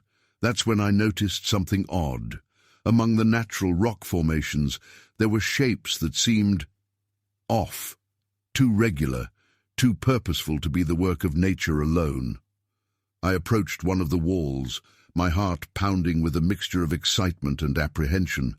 Up close, I could see what looked like carvings etched into the stone. They were crude but unmistakable, stick figures engaged in some sort of hunt. But the prey they were chasing, it didn't look like any animal I recognized. The figure was unnaturally tall and lean, with an elongated head that reminded me of a canine. A chill ran down my spine that had nothing to do with the cave's cool air. These carvings were old, incredibly old. How long had they been here, hidden away in the darkness? I was so engrossed in examining the wall that I almost missed the sound, a faint scratching coming from deeper in the cave. I froze, straining my ears. There it was again, a scraping noise, like claws on stone. "Hello?" I called out, my voice echoing in the vast chamber. "Is someone there?"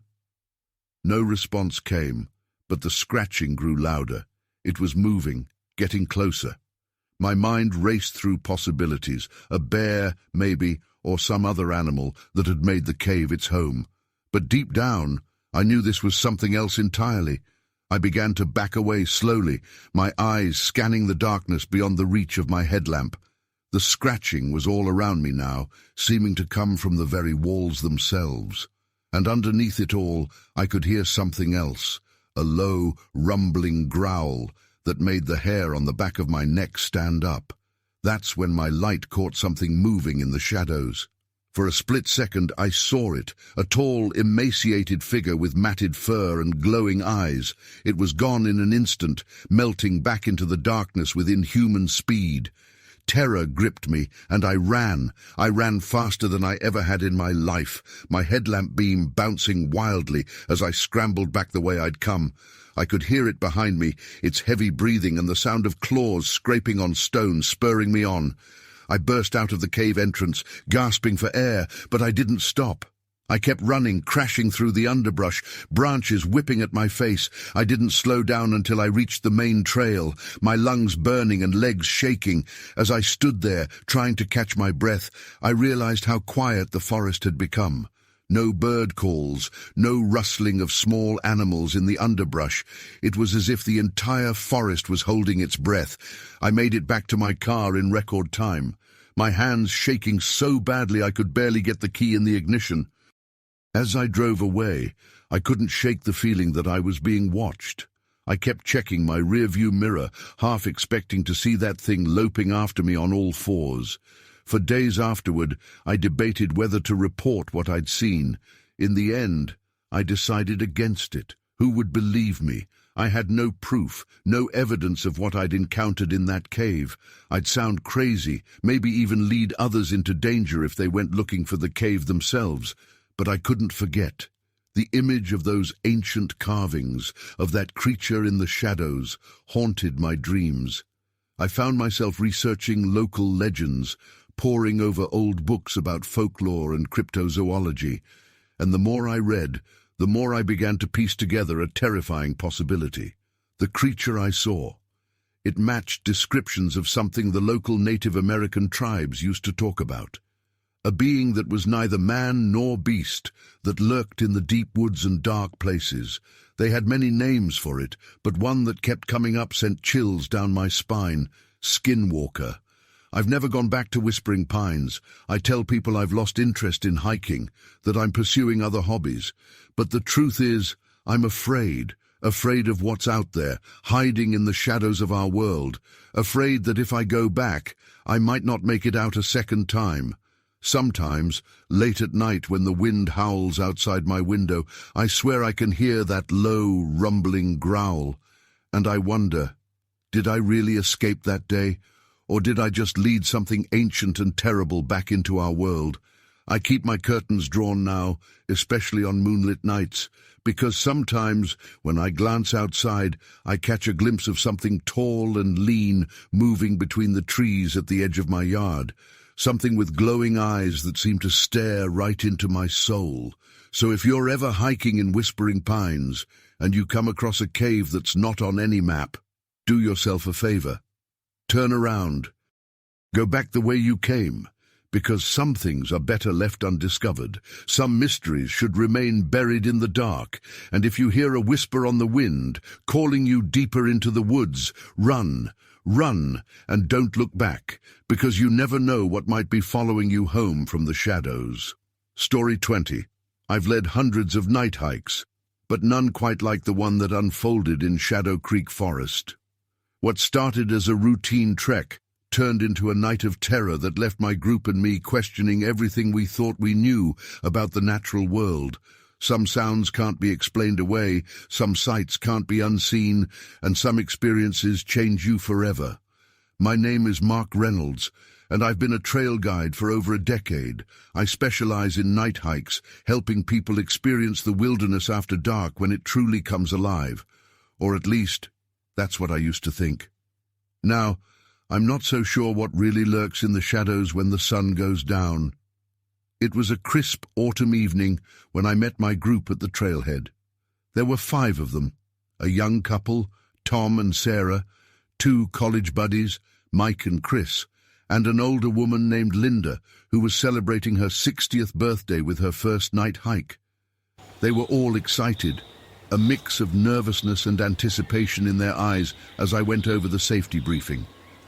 "Remember," I said, adjusting my headlamp, "stay close, watch your step, and if you see any wildlife, don't approach. We're guests in their home tonight." If only I had known how true those words would prove to be. We set off just as the last light was fading from the sky. The forest was alive with the usual nighttime sounds, the hoot of an owl, the rustle of small animals in the underbrush. I pointed out interesting plants and signs of wildlife as we walked, the beam of my flashlight illuminating the path ahead. About an hour into the hike, we reached a small clearing. The trees opened up to reveal a sky full of stars, and I heard gasps of awe from the group. It was a perfect spot for a short break. "Let's take a few minutes here," I suggested. "Turn off your lights and let your eyes adjust to the darkness. You'll be amazed at what you can see." We stood in comfortable silence, the forest seemingly at peace around us, but as my eyes adjusted to the starlight, I noticed something off. The usual nighttime sounds had faded away, replaced by an eerie quiet. The hairs on the back of my neck stood up, a primal instinct telling me something wasn't right. That's when we heard it, a sound that didn't belong, a sound that sent a chill down my spine. It was a low, rumbling growl, unlike anything I'd ever heard in these woods. It seemed to come from everywhere and nowhere at once. "What was that?" Sarah whispered, her voice trembling slightly. "Probably just a bear," I said, trying to sound more confident than I felt, but deep down, I knew that wasn't true. Whatever made that sound was no bear. We huddled closer together, flashlights scanning the tree line. For a moment, all was quiet. Then, a branch snapped loudly to our left. We all whirled in that direction, beams of light cutting through the darkness. What I saw in that fleeting moment before it disappeared into the shadows haunts me to this day. It was tall, much taller than a man, with long, gangly limbs and matted fur. But it was the eyes that really got me, glowing in the darkness, filled with an intelligence that seemed almost human. "Did you see that?" Tom gasped. I nodded slowly, my mouth dry. "Okay, folks," I said, fighting to keep my voice steady. "I think it's time we headed back."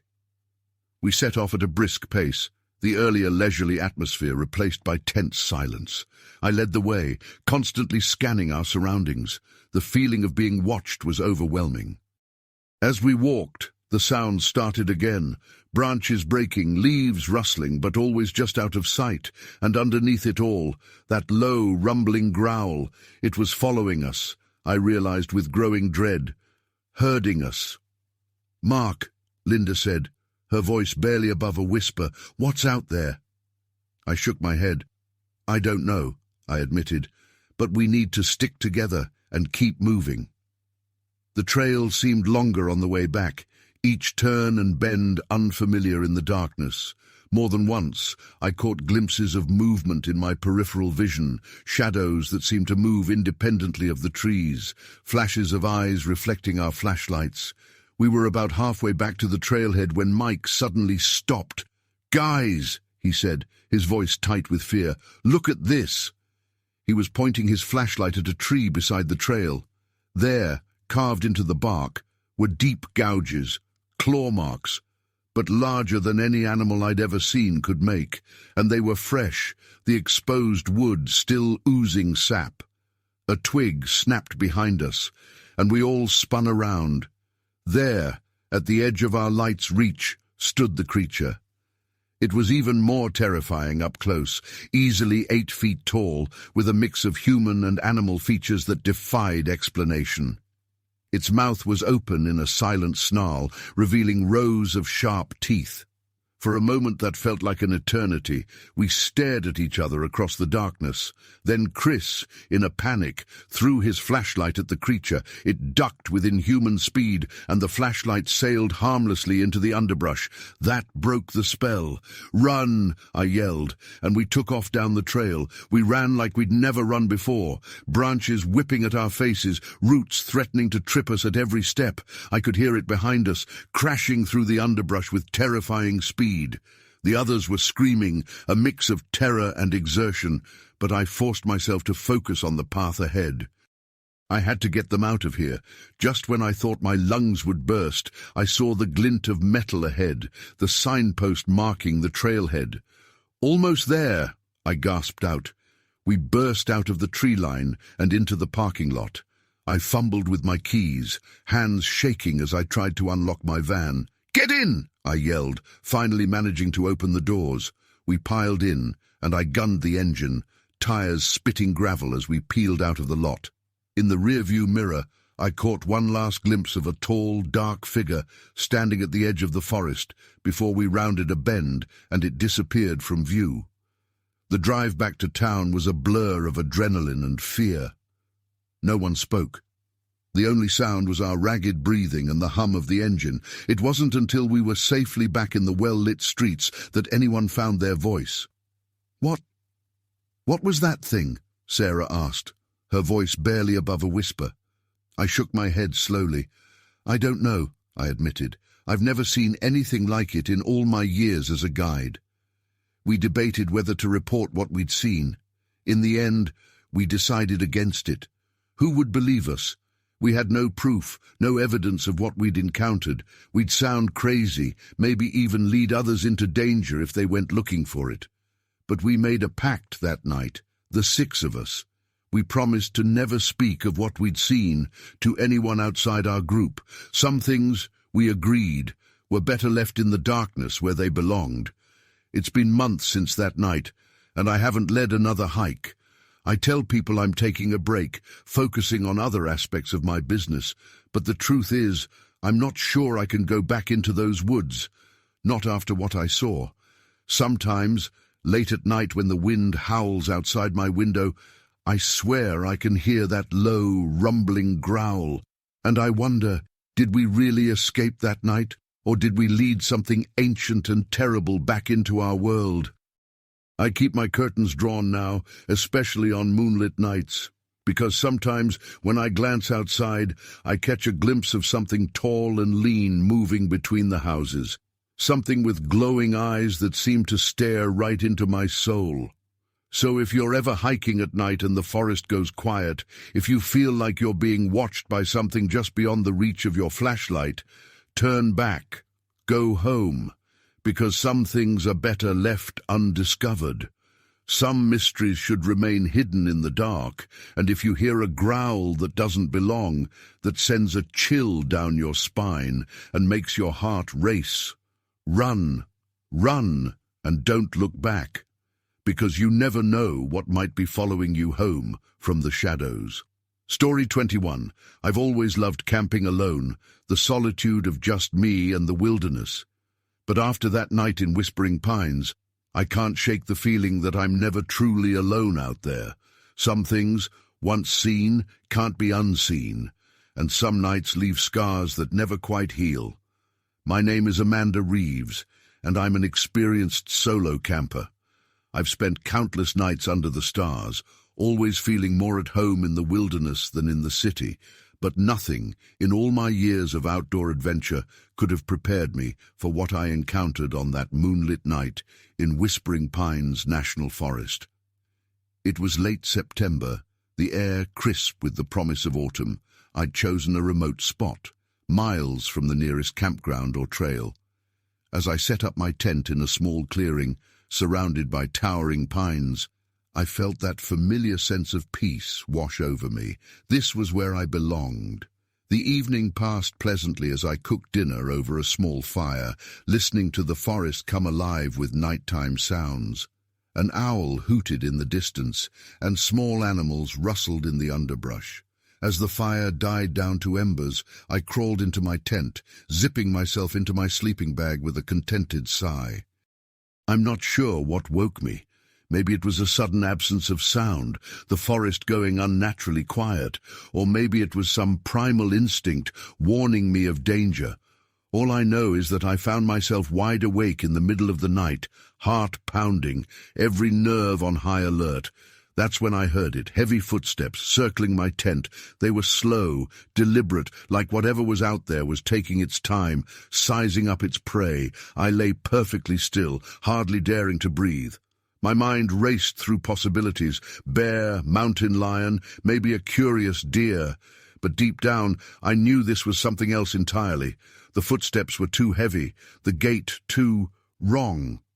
Suddenly, a shadow fell across my tent. The full moon was bright that night, and through the thin fabric of the tent, I could see a massive silhouette looming over me. It was huge, far larger than any animal that should be in these woods, and its shape, It was all wrong, too tall, too lean, with arms that seemed to hang down to its knees. I clamped a hand over my mouth to stifle a scream. The shadow didn't move, didn't make a sound. It just stood there, as if studying me through the thin barrier of the tent. Minutes passed, though they felt like hours. I didn't dare move, didn't dare make a sound. My entire world had shrunk to the confines of my sleeping bag and the terrifying presence just outside. Then, slowly, the shadow began to move, one giant hand, and I could see now that it was a hand with long, curved claws reached out towards the tent. I watched in horror as those claws gently traced the outline of my body through the fabric from my head down to my feet. I've never been so terrified in my life. I wanted to scream, to run, but fear had paralyzed me completely. I squeezed my eyes shut, praying that this was just a nightmare, that I'd wake up any second. A low growl rumbled through the night air, so deep I felt it in my bones. It wasn't like any animal sound I'd ever heard.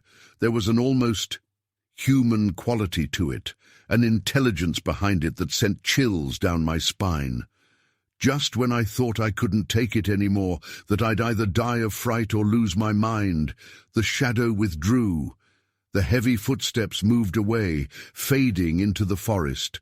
I lay there for what felt like hours, straining my ears for any sound of its return. Gradually, the normal nighttime noises of the forest resumed, the hoot of an owl, the chirp of crickets. But I didn't move. I couldn't. I was too afraid that any movement, any sound, might bring that thing back. As the first light of dawn began to filter through the trees, I finally allowed myself to move. My muscles were stiff and sore from holding so still for so long. With shaking hands, I unzipped the tent and peered outside. The clearing looked normal in the pale morning light. My campfire had burned down to cold ashes, and a light mist hung in the air. But as I stepped out of the tent on wobbly legs, I saw something that made my blood run cold. There, in the soft earth around my tent, were footprints, but not animal tracks, not human footprints. They were massive, easily twice the size of my own foot, with clear impressions of long, clawed toes, and they circled my tent, just as I'd heard in the night. I've never packed up camp so quickly in my life. I threw my gear haphazardly into my backpack, not caring about organization or efficiency. All I wanted was to get out of there, to get back to civilization and safety. As I hurried down the trail, I couldn't shake the feeling of being watched. Every snapping twig, every rustle of leaves made me jump. More than once, I thought I caught glimpses of movement in the corner of my eye, a tall, dark figure moving between the trees. But whenever I turned to look, there was nothing there. I made it back to my car in record time, my hands shaking so badly I could barely get the key in the ignition. As I drove away, I kept checking the rearview mirror, half expecting to see that thing loping after me on all fours. For days afterward, I debated whether to report what I'd seen. In the end, I decided against it. Who would believe me? I had no proof, no evidence beyond those footprints, which would likely be dismissed as a hoax.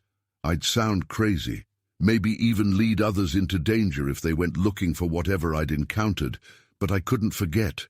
The image of that shadow, of those massive footprints, haunted my dreams. I found myself researching local legends, poring over old books about folklore and cryptozoology, and the more I read, the more I began to piece together a terrifying possibility. The creature I saw. It matched descriptions of something the local Native American tribes used to talk about, a being that was neither man nor beast, that lurked in the deep woods and dark places. They had many names for it, but one that kept coming up sent chills down my spine. Skinwalker. I haven't been camping since that night. I tell people I've lost interest, that I'm pursuing other hobbies. But the truth is, I'm afraid.